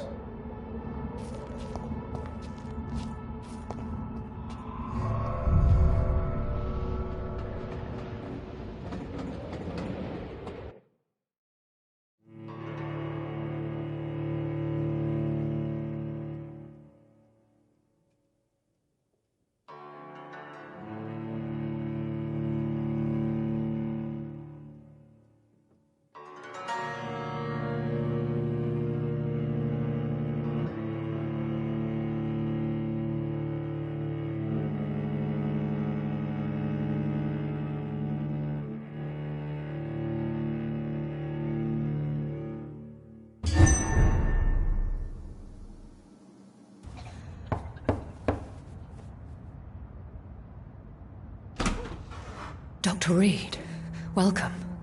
How are you? As good as one can be, considering the circumstances. Yes. Death and affliction seem prevailing themes of late. Please, come in. We have much to discuss. I hope I haven't disturbed you. Not at all. Actually, I was counting on you visiting me tonight. How strange, this painting. Beautiful, melancholic, yet with a haunting dignity. Indeed. A long time ago, a friend asked me to paint this for him, but I kept it in the end. I did not know you were a painter, my lady. There are many things you do not know about me, young Ekon.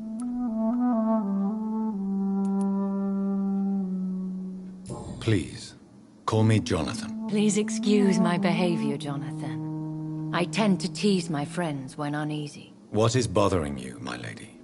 Your letter was quite alarming. We will talk about this in a few minutes.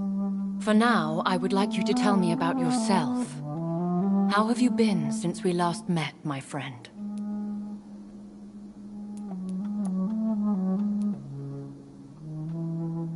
My sister Mary. She was made a vampire in the same way I was. She was the one killing all those people everywhere I went. Vengeance is a powerful force for those betrayed. Made vampire through careless error. Victims by surprise.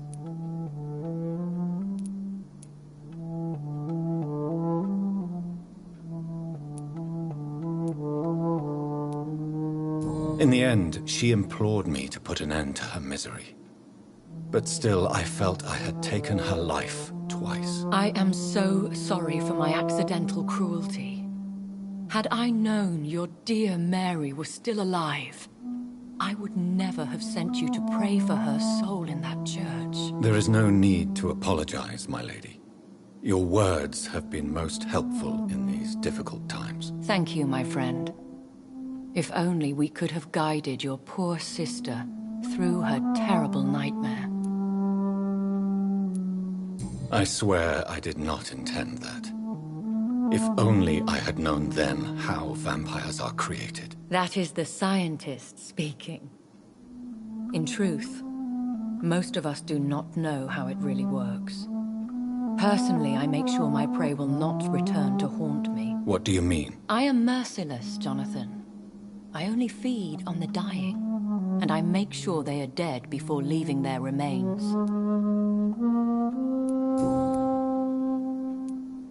I came to the conclusion that my maker, whoever he might be, must be a powerful vampire.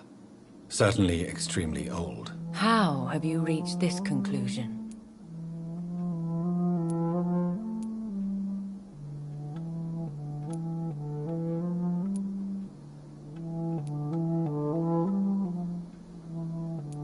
He is the only immortal I've seen appear in an ethereal form. His voice, his words seemed ancient. It was disturbing. I am afraid you are right. The simple fact that your blood made Mary such a strong Ekon proves that you must be of ancient lineage. I felt this power, radiating like an aura every time he appeared. Most ancestral vampires of England were killed by the Guard of Priwen half a century ago. I wonder who your maker could be. You have no idea who he could be? Some of the ancient ones fled England. Some may still be in hiding. All I know is you, my friend, are a pawn in some secret and obscure game of chess. I think I should ask the questions, your ladyship. After all, it was you who invited me to settle this most urgent of matters. Fair enough, Jonathan. The situation is critical. We do not have the luxury for etiquette. Please do not misunderstand me. I would be delighted to discuss mundane matters and idle trivialities. If we survive the dark nights to come, we shall have all the time in the world to speak, you and I. For now, please follow me, Jonathan. I must say, Your house is exquisite. One of the advantages of living forever is having the time to be selective with one's furnishings. I took the liberty of having tea served. You can still drink tea. Can't keep it down, but I do so enjoy the aroma. Let us toast to make-believe. And of course to your health, Jonathan. And to yours, my lady.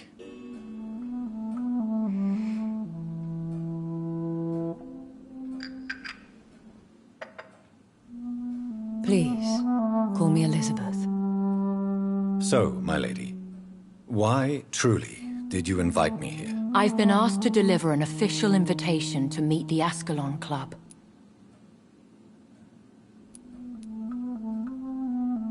Who are they? Really? They are the embodiment of vampire law in Britain. Some say they influence the destiny of the Empire. Some believe they merely protect it.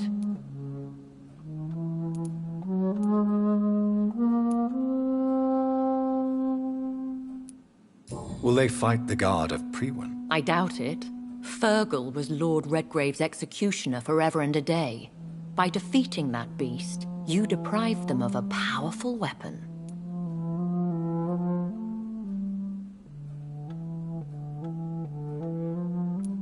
How many are they? Only a small number of powerful and deceitful immortals. All of them entangled in a sticky web of shadow cabinets, influencing trade.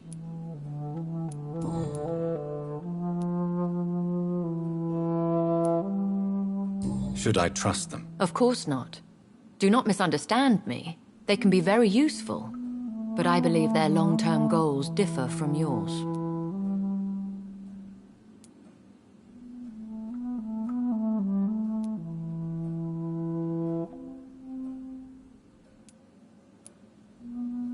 Why meet them then? Because nothing truly important can be achieved in this city without their consent.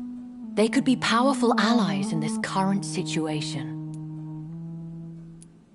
Should I lie to them? We all lie, Jonathan. It falls to you to choose your behavior. The most important rule is to show them due respect. Why use you to contact me? Because they know we are close. The Ascalon Club has many spies. Their main occupation is gathering information and then deciding how to use it.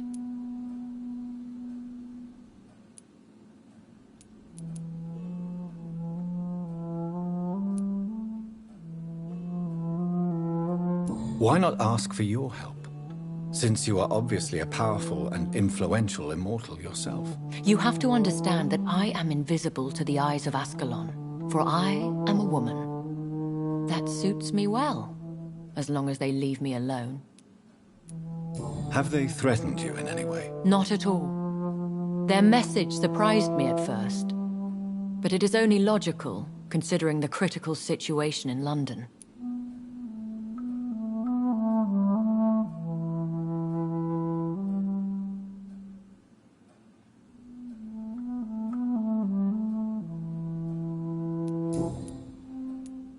They have done nothing but impede my investigations since I became known to them. Why would they want to see me now? I guess they now see you as Ascalon material.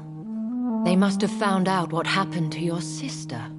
Proof of the potent blood flowing through your veins. I'm not sure I can accept their invitation. I have seen their handiwork. How Fergal the Beast imposed the club's law. You have no choice, Jonathan.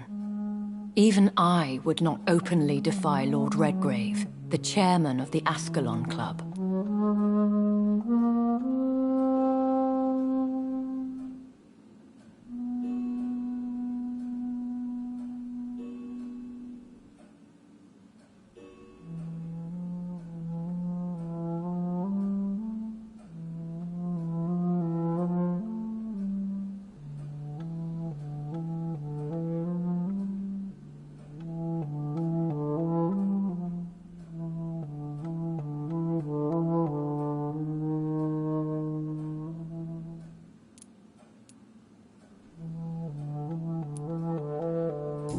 can you tell me about Lord Redgrave? Who is he? Lord Redgrave is the founder and chairman of the Ascalon Club. Most mortals know him as the Earl of Bristol. He is rich and extremely influential.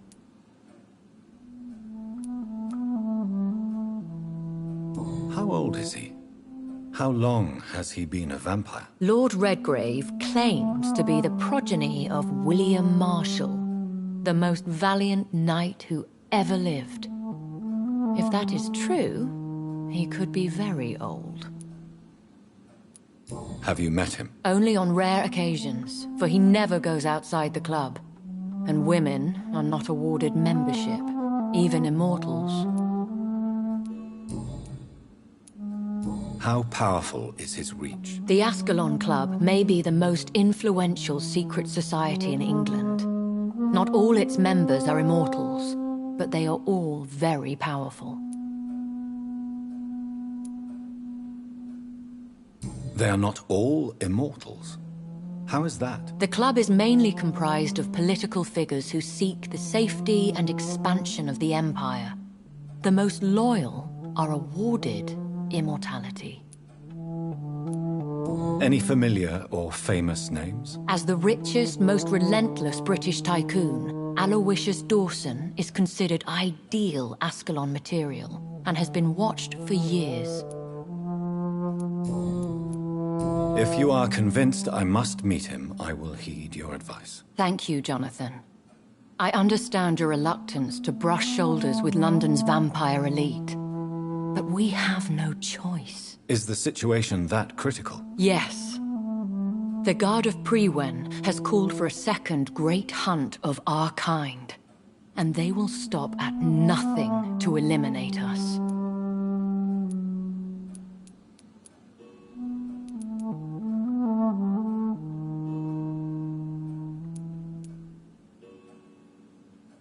Will the Guard of Prewen and the Ascalon Club fight each other? I doubt it.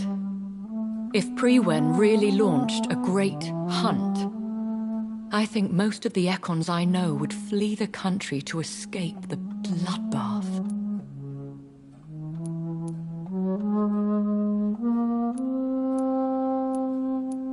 I think I saw them kill an Ekon on the way to your house. They seem to have a list with names. To launch another great hunt, they must have collected intelligence on vampire identities and whereabouts. They are a resourceful lot. Should we fight back? I will not be hunted down like an animal again. I admire your courage, Jonathan. But the best way to fight them is to put an end to the epidemic. This is the only way to clear the air. What is a great hunt? The first great hunt was launched about 75 years ago. In just a few nights, the Guard of Prewen located and destroyed most of the old British vampires.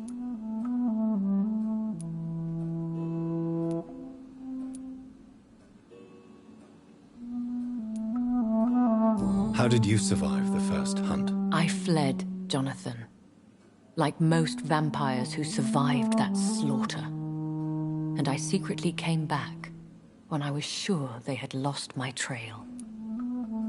Why start a second one? Prewen has always seen us immortals as a threat to mankind. My guess is they suspect one or more of us is the cause of the epidemic. You should flee then. Leave London, the country even. I have seen the Guard in action. They are merciless. Your concern warms my heart, Jonathan. But fear not. If the situation gets too dangerous, I shall retreat to my secret Scottish manor. I could hide you in my luggage, if you wish. Thank you for the offer. I shall keep it in mind, but I have much to do here. There is a question I must ask you.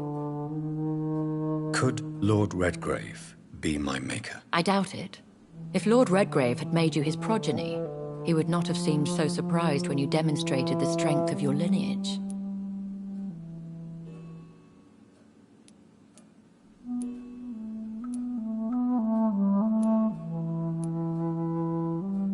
What is the plan? The plan is we both try to save this city, you and I. Go to Ascalon, accept their proposition, and use their influence to promote your agenda.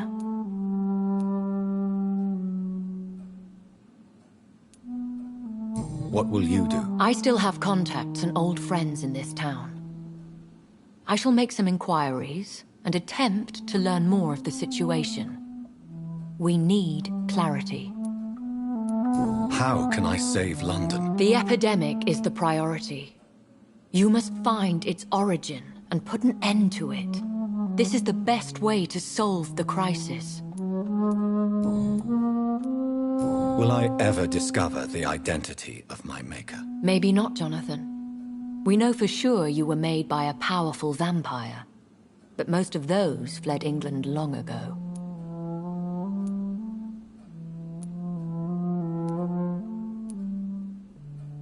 You have no idea at all? You seem to know so many things about the secrets of the vampire underworld. Even if I had my suspicions, I would not dare give you a name so soon. All I can say is this. I will make inquiries and keep you informed. Please forgive my bluntness, but I have to ask. Was it you? Did you make me? Oh, Jonathan.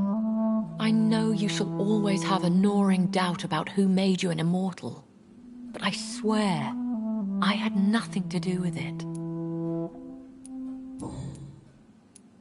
One day soon, I will have to find the answer to this mystery. And I shall help you in your research, I promise. For now, you must go to the Ascalon Club and play their game. Will I see you again at the Pembroke Hospital? No, you will find me here if you need me. I shall conduct inquiries alone, and we can then share our discoveries.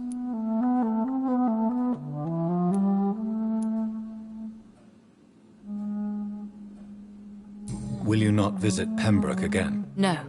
I must remain discreet and avoid attracting attention to Pembroke Hospital for the time being. But how will you sustain yourself? I shall not, Jonathan. Fear not. I'm used to it.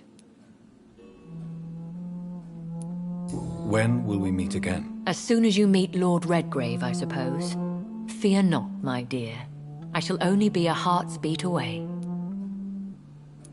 I want to thank you for all your support and your help, my lady. Could you do me a last great favor and call me Elizabeth? I should be honored, my lady. Then it is settled. Finally, some good news in these dark hours. Thank you. I appreciate the advice. I had best prepare myself to meet this Lord Redgrave now. How thrilling to meet the Earl of Bristol in the flesh, so to speak. Something tells me you're not very keen on the man. Don't get me wrong. The gentlemen of the Ascalon Club are honorable, but their attitude and opinions are somewhat antiquated. I see. As long as they deny access to female applicants, I will leave them to their antediluvian considerations as to the natural order of things.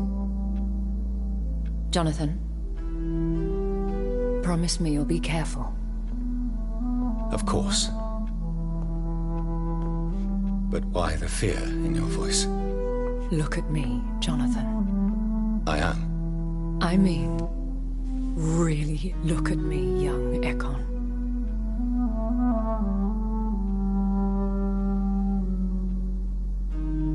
We may be deceptive by nature, but this heart of mine has always told the truth.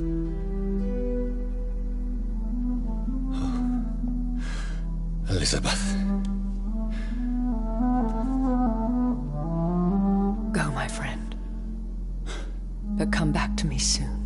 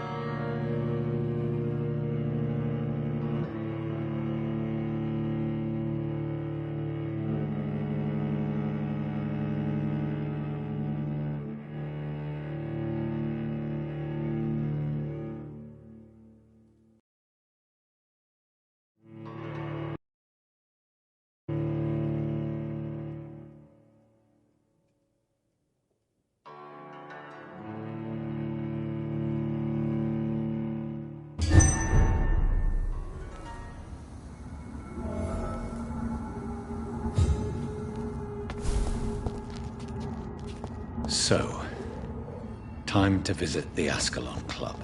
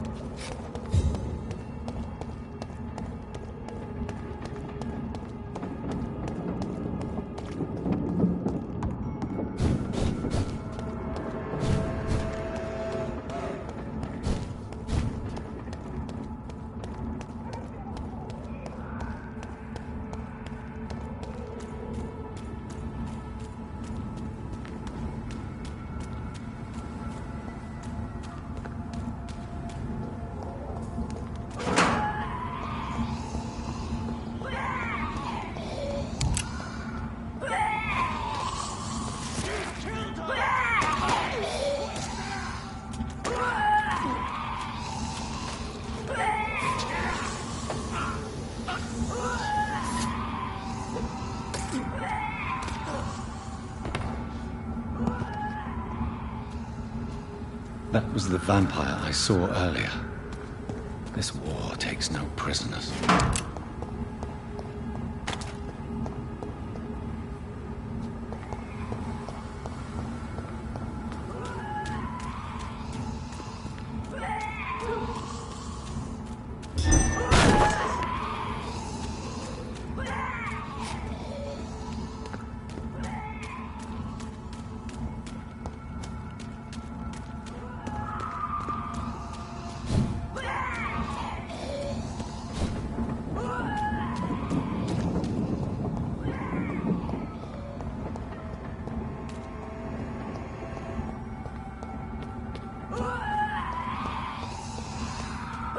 I cannot enter.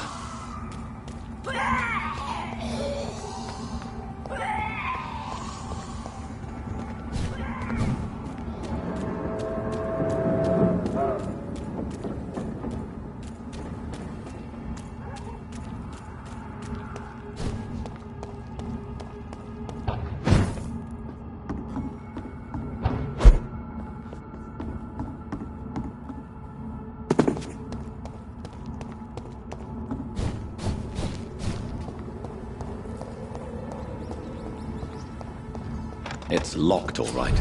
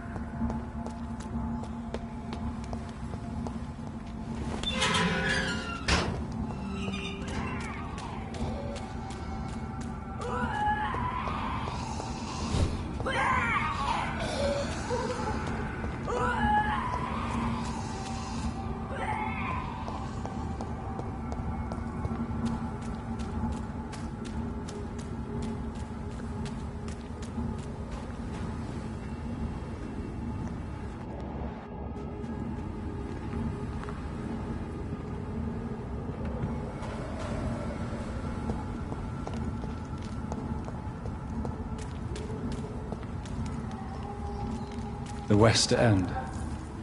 Never have I felt so sad to be back home.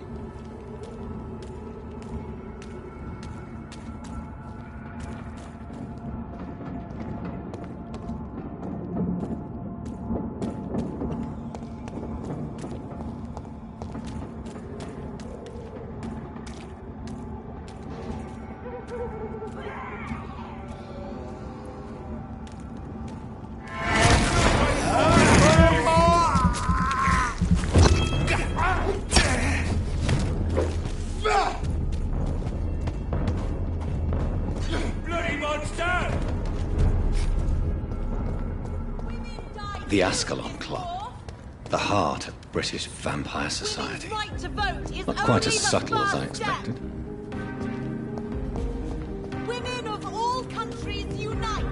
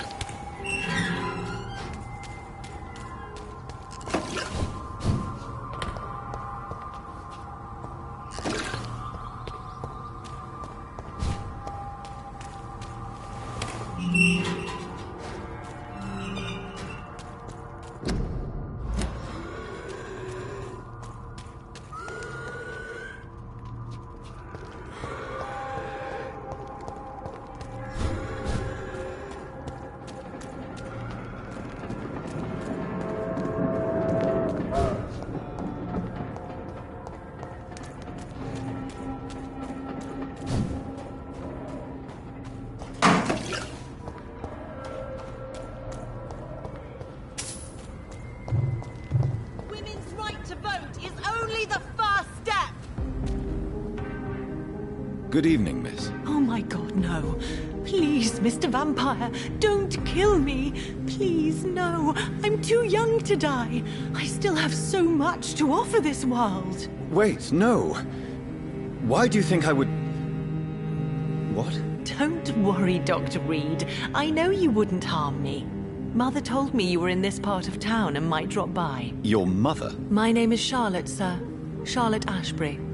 My mother taught me long ago how to recognize the signs that betray a vampire. I understand she also taught you how to tease and gently mock innocent young Ekons.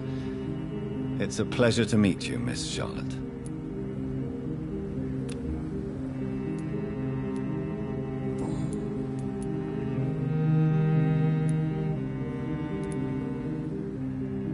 Tell me about your adoption. What do you want to know?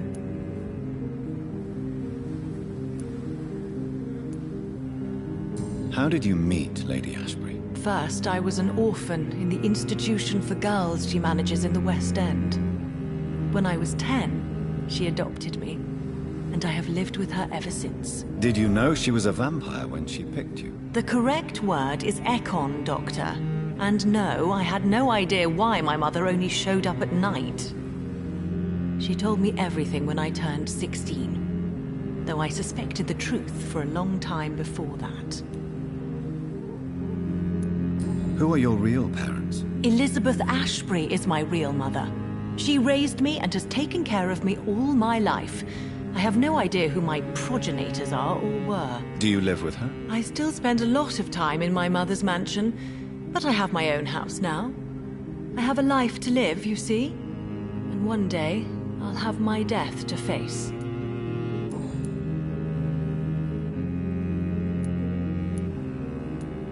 What are you doing out here? You mean, what do I do outside at night since I am a woman? Let me ask you a question, sir. Would you ask the same question of a man? Actually, yes. I ask the same question to everyone who dares to go outside at night, considering the risks. Well, if you must know, I campaign for the right to vote for all women. Why should I wait to the age of 30 years when men can vote at 21?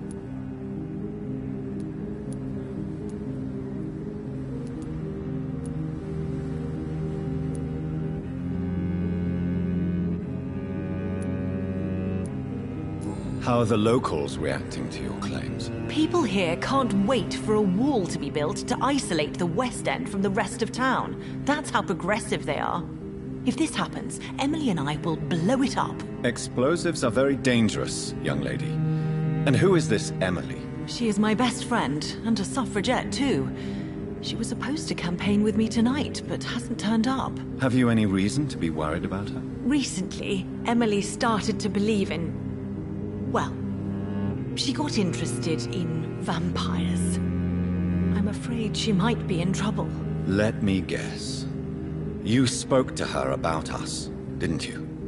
Despite your mother's warning. I think I should try to find your friend. Oh, that would be top-notch.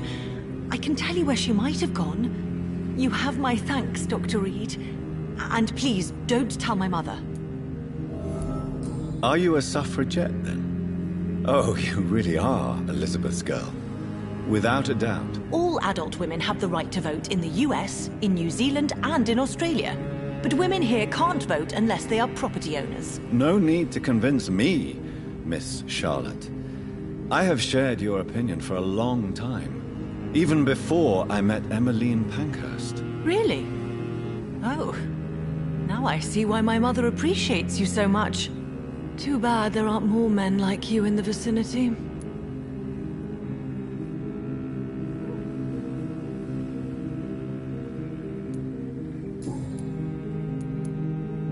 What do you think about this part of town? I was raised here, and I suppose it feels like home. You grew up in this part of town too, did you not?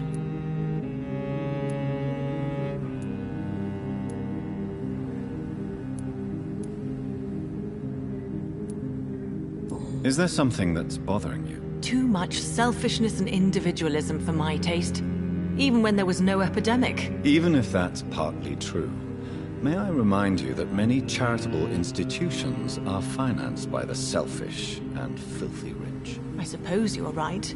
But society must reform and renew itself, or we are all done for.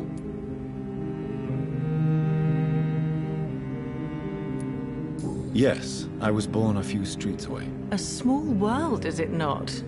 Did you ever imagine that my mother was your neighbor all that time? That you could have met her in a dark alley at night? You won't trick me twice, young lady. We both know Lady Ashbury never hunts or attacks prey at random. Come on, Doctor. Don't tell me you never thought about that possibility. Her fangs on your neck? Oh, are you blushing, Dr. Reed?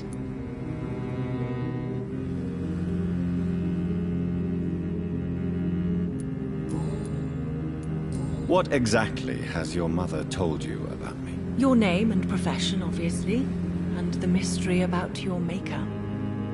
I'm sorry to hear about what happened to your sister, sir. Mother says it was not your fault. Does it not scare you to know what I am? What your mother is? Why should it? My mother is the most compassionate woman. Must I be wary of her, Dr. Reed? Or you?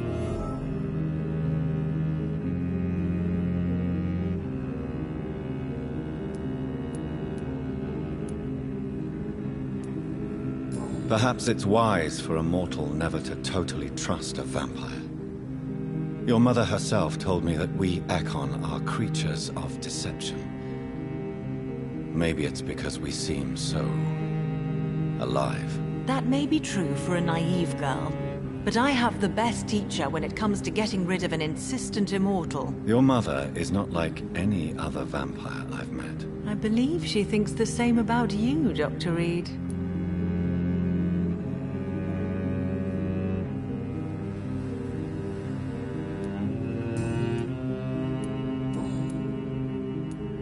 Do you know why Lady Ashbury chose you to become her daughter? No, I don't. Each time I ask her that question, she smiles and says it's precisely because I dare to ask such questions. Do you ever regret that she chose you? Of course not. Though I often wonder if she adopted others before me. If so, where are they buried? How was it for them to pass through life with a never-aging mother?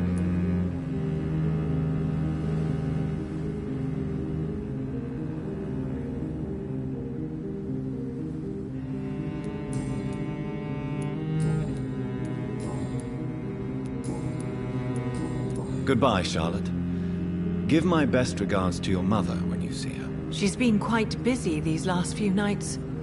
I suspect you may see her before me.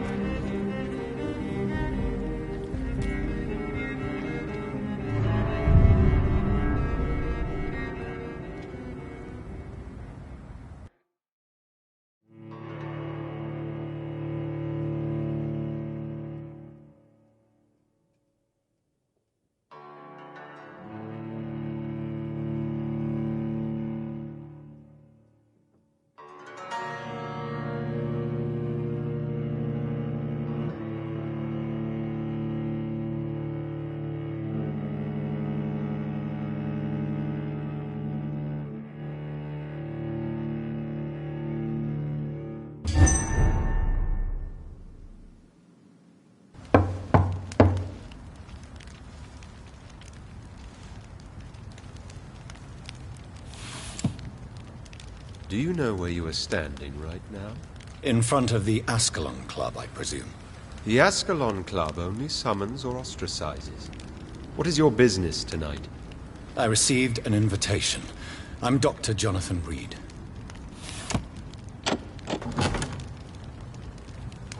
Welcome to the Ascalon Club, then, Dr. Reed. Please proceed. Lord Redgrave is waiting on you upstairs.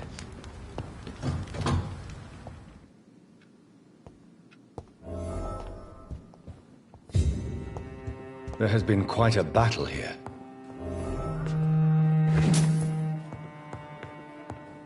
I'm sure the Ascalon Club has the money to replace the furniture.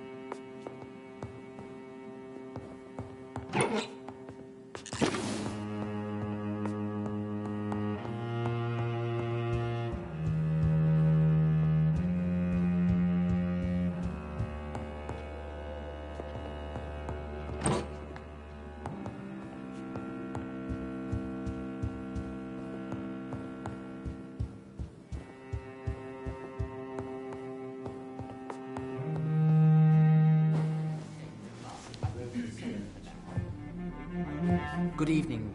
We repel the intruders for now.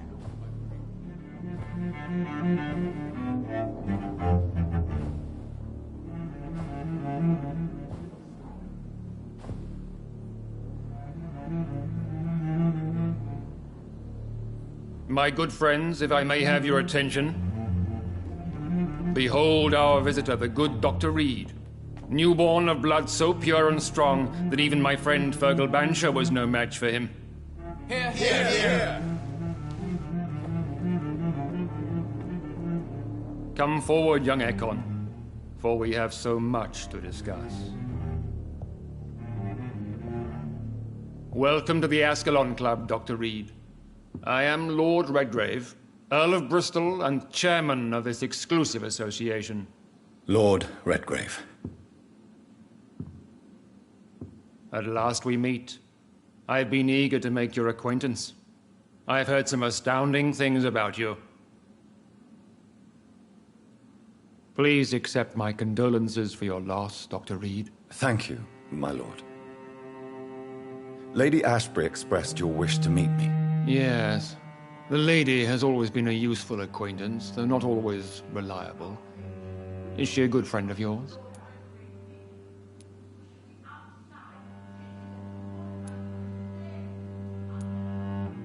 She's a close friend, and I'm honored that she feels the same about me. The centuries have taught me never to trust a woman completely, especially if she is a mortal. Too prone to emotions, if you ask me. Too fickle when it comes to important decisions. My lord, do not expect me to speak ill of Lady Ashbury. Of course not, and I praise your loyalty. Would you offer the same fidelity to the Empire? What do you mean? I speak of the Skull Plague that threatens London and the country. You have been on the front line in the East End, but the time has come to open up a second front here. The epidemic has escaped the quarantine. You have new cases of the outbreak. We don't know for certain, but we cannot allow the disease to threaten the prominent heads of Great Britain.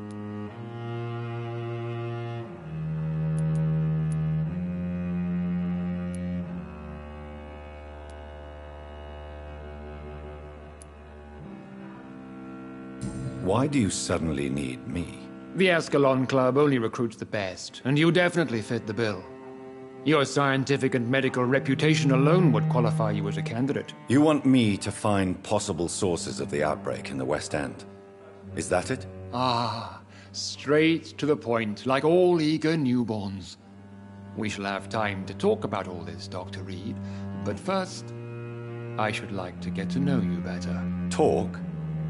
Is that the only reason you asked me here? Well, no. I also wanted to meet the intriguing Ekon, who made such a powerful progeny of his sister. You have not learned the name of your maker, am I correct?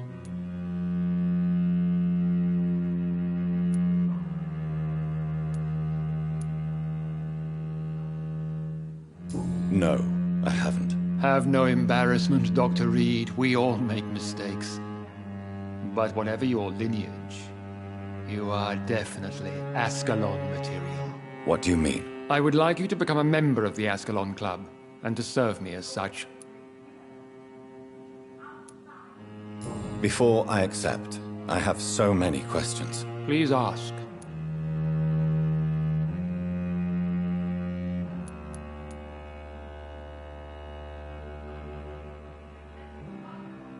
What is the Ascalon Club's express purpose? We follow the credo of William Marshall, the greatest knight who ever lived. As was he, we are sworn to protect the British Empire,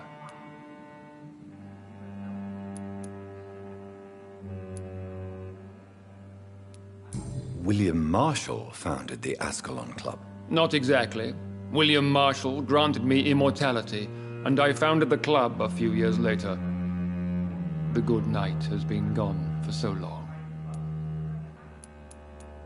What does Ascalon mean? Ascalon was the lance wielded by St. George, glorious patron saint of England when he slew the dragon.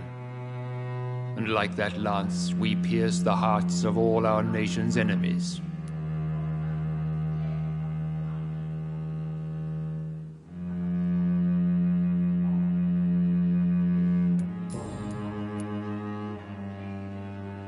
What does it mean to be a member of the Ascalon Club? It means that you swear to protect the interests of the Crown, that you become a loyal servant of the British Empire.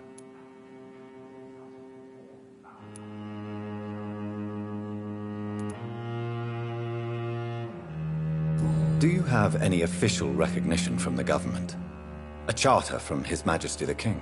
No.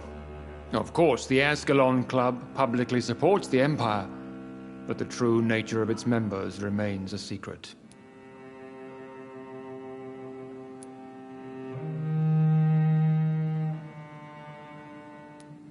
Am I supposed to follow orders? As founder and chairman of the club, I alone am entitled to make demands of our members. And I do appreciate obedience.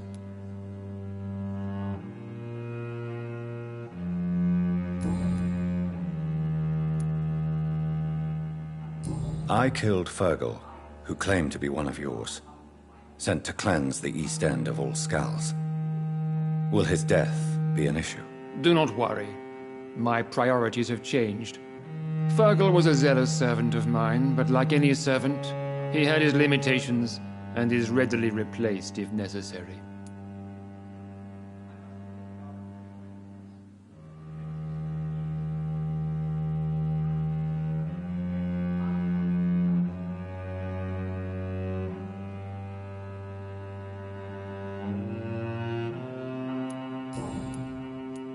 I agree to join the club. This is good news. Good news indeed in these crucial times.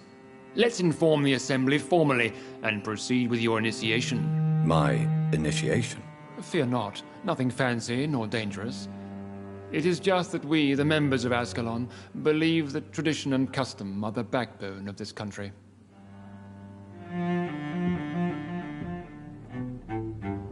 My fellow members, dear friends, please gather and welcome this Ekon as one of our own. Is he worthy?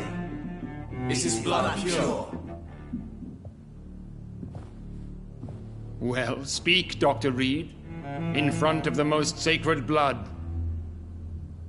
The blood of our beloved William Marshall, speak now. Will you serve and protect the crown as he did? Yes, I will. Then, young Ekon, it is time to testify with your blood. It is time to sign the Book of Allegiance. I know it's awfully gothic and a tad pedantic, but England's traditions are the backbone of our nation.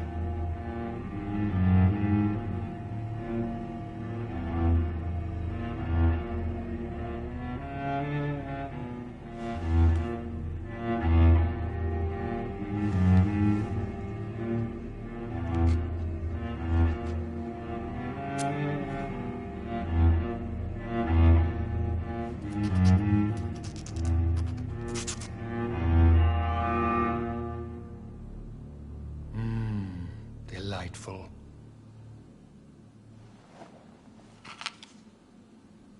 Welcome to the Ascalon Club, Dr. Reed. Take your place among the bearers of the lance. One of us! One of us!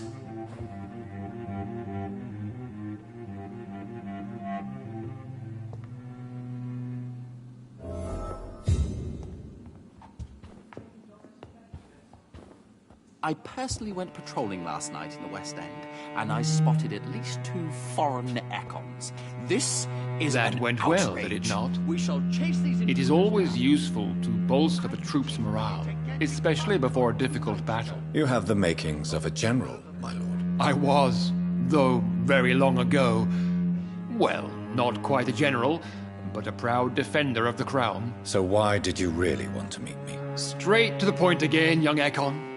All right, let's talk, you and I, Lance Sparrow. I'm listening, my lord. According to my spies, you have worked with Dr. Edgar Swansea on the epidemic, and your findings were quite alarming.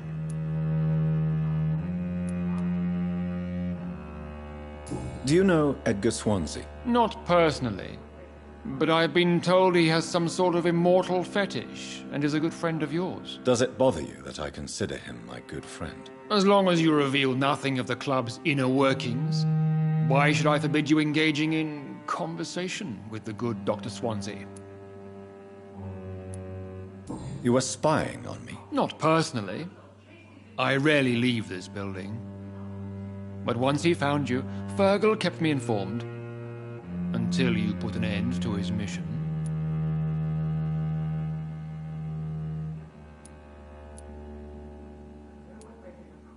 Who was Fergal? I don't see him sipping tea with the others in the club. Fergal Banshire was my squire of sorts. Even before becoming that magnificent beast, he was a brute. He served me well for decades. No, I mean, what was he? He was clearly no ordinary vampire. No. He was a Volcod. All muscles and instinct. Quite the rare breed. Ferociously territorial. Mortals often mistake them for werewolves. You do know I killed him? Yes. Will you bear ill will towards me for his death? Of course not. Your victory was quite impressive and courageous. You earned my respect. Yes, I'm convinced the recent invasion of frenzied Skulls in London is directly linked to the epidemic. This is not the Spanish flu, but something else. I would be glad to hear more of your discoveries, Dr. Reed, but for now, my main concern is the security of London's inhabitants, both mortal and immortal. What do you mean? Alarmed by the epidemic, the Guard of Prewen has started a war against us British vampires. To appease the situation, we must eradicate the Skulls.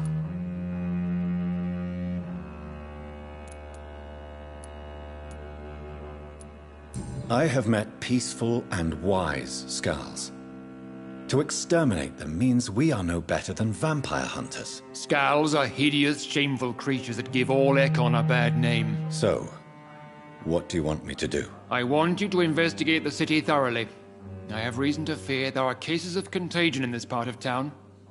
Our absolute priority is to find and cleanse them. And how would you like me to proceed? By all means necessary, Dr. Reed.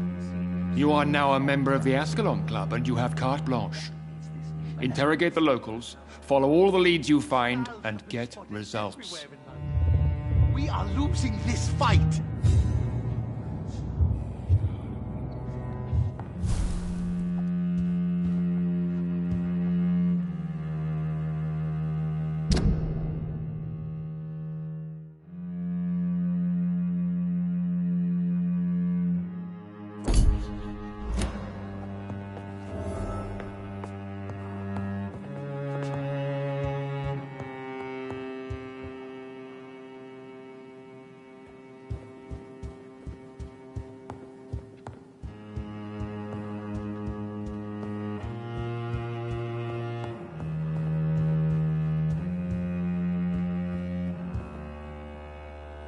Good evening, Dr. Reed. How does it feel to be this evening's centerpiece? Figuratively.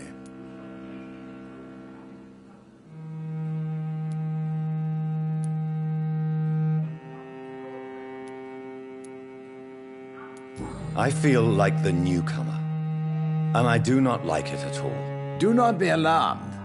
The Ascalon Club has a tried and tested policy for choosing its initiates. May I ask who you are, sir? Why would you be interested? Well, as you seem to be the only man in the room with a beating heart, you draw quite a bit of attention yourself. Ah, vampire senses never cease to fascinate me. They dwarf those of mere mortals. I am Aloysius Dawson, by the way. I must admit the Guard of Three were impressive. They must have spent years preparing.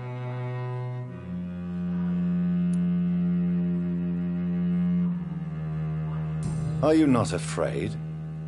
You are surrounded by vampires. Sir, it's for that very reason that I joined the club in the first place.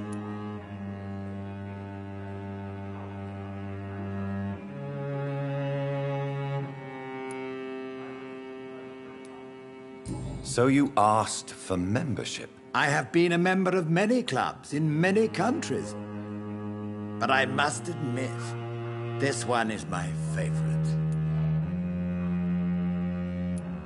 Is not the nature of this club a secret, shared by only a privileged few? My dear Dr. Reed, I have spent years and a fortune precisely to gather that kind of information.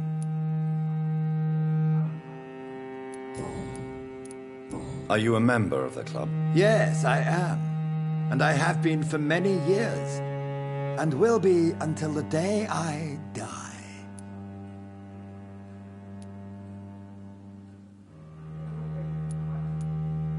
What can you tell me about it? It's not really my place to give you such information. I am merely a mortal member, and a dying one at that. Are you sick? Personally, I consider my advancing years are a sickness in itself. My body is slowly abandoning me, Dr. Reed. What can you tell me about Lord Redgrave? I would not dare speak of our chairman without his consent. Mr. Dawson, of Dawson and Dawson, the wealthiest man in England.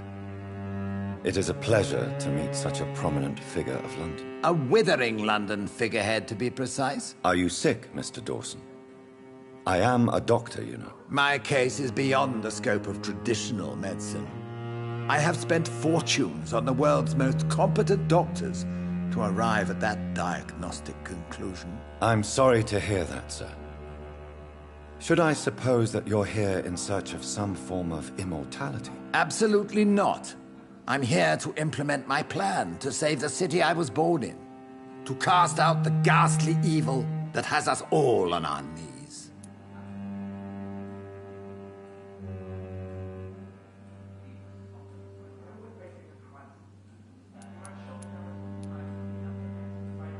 What do you know about the Guard of Priwen? I should not say this, but I admire their commitment.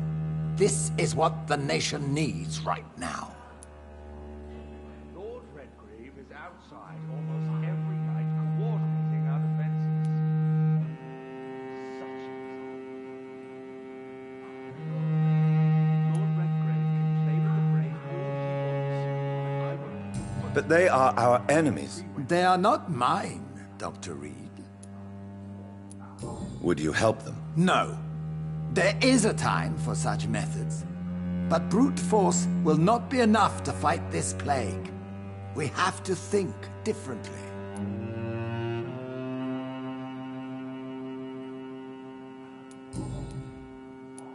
What is the situation like in this part of town? I am sure Lord Redgrave will enlighten you more effectively than I.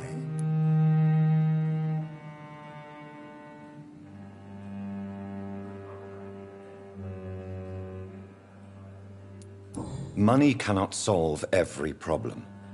This mysterious epidemic is going to require more than money can buy. You're right. Money is nothing unless one has the will to wield it. I have a plan, sir. A radical one that will save all that is essential in London. What is your plan, then? Quarantine and barricades are futile. What we need is a wall. A formidable, unscalable wall to isolate the deserving from the infected masses.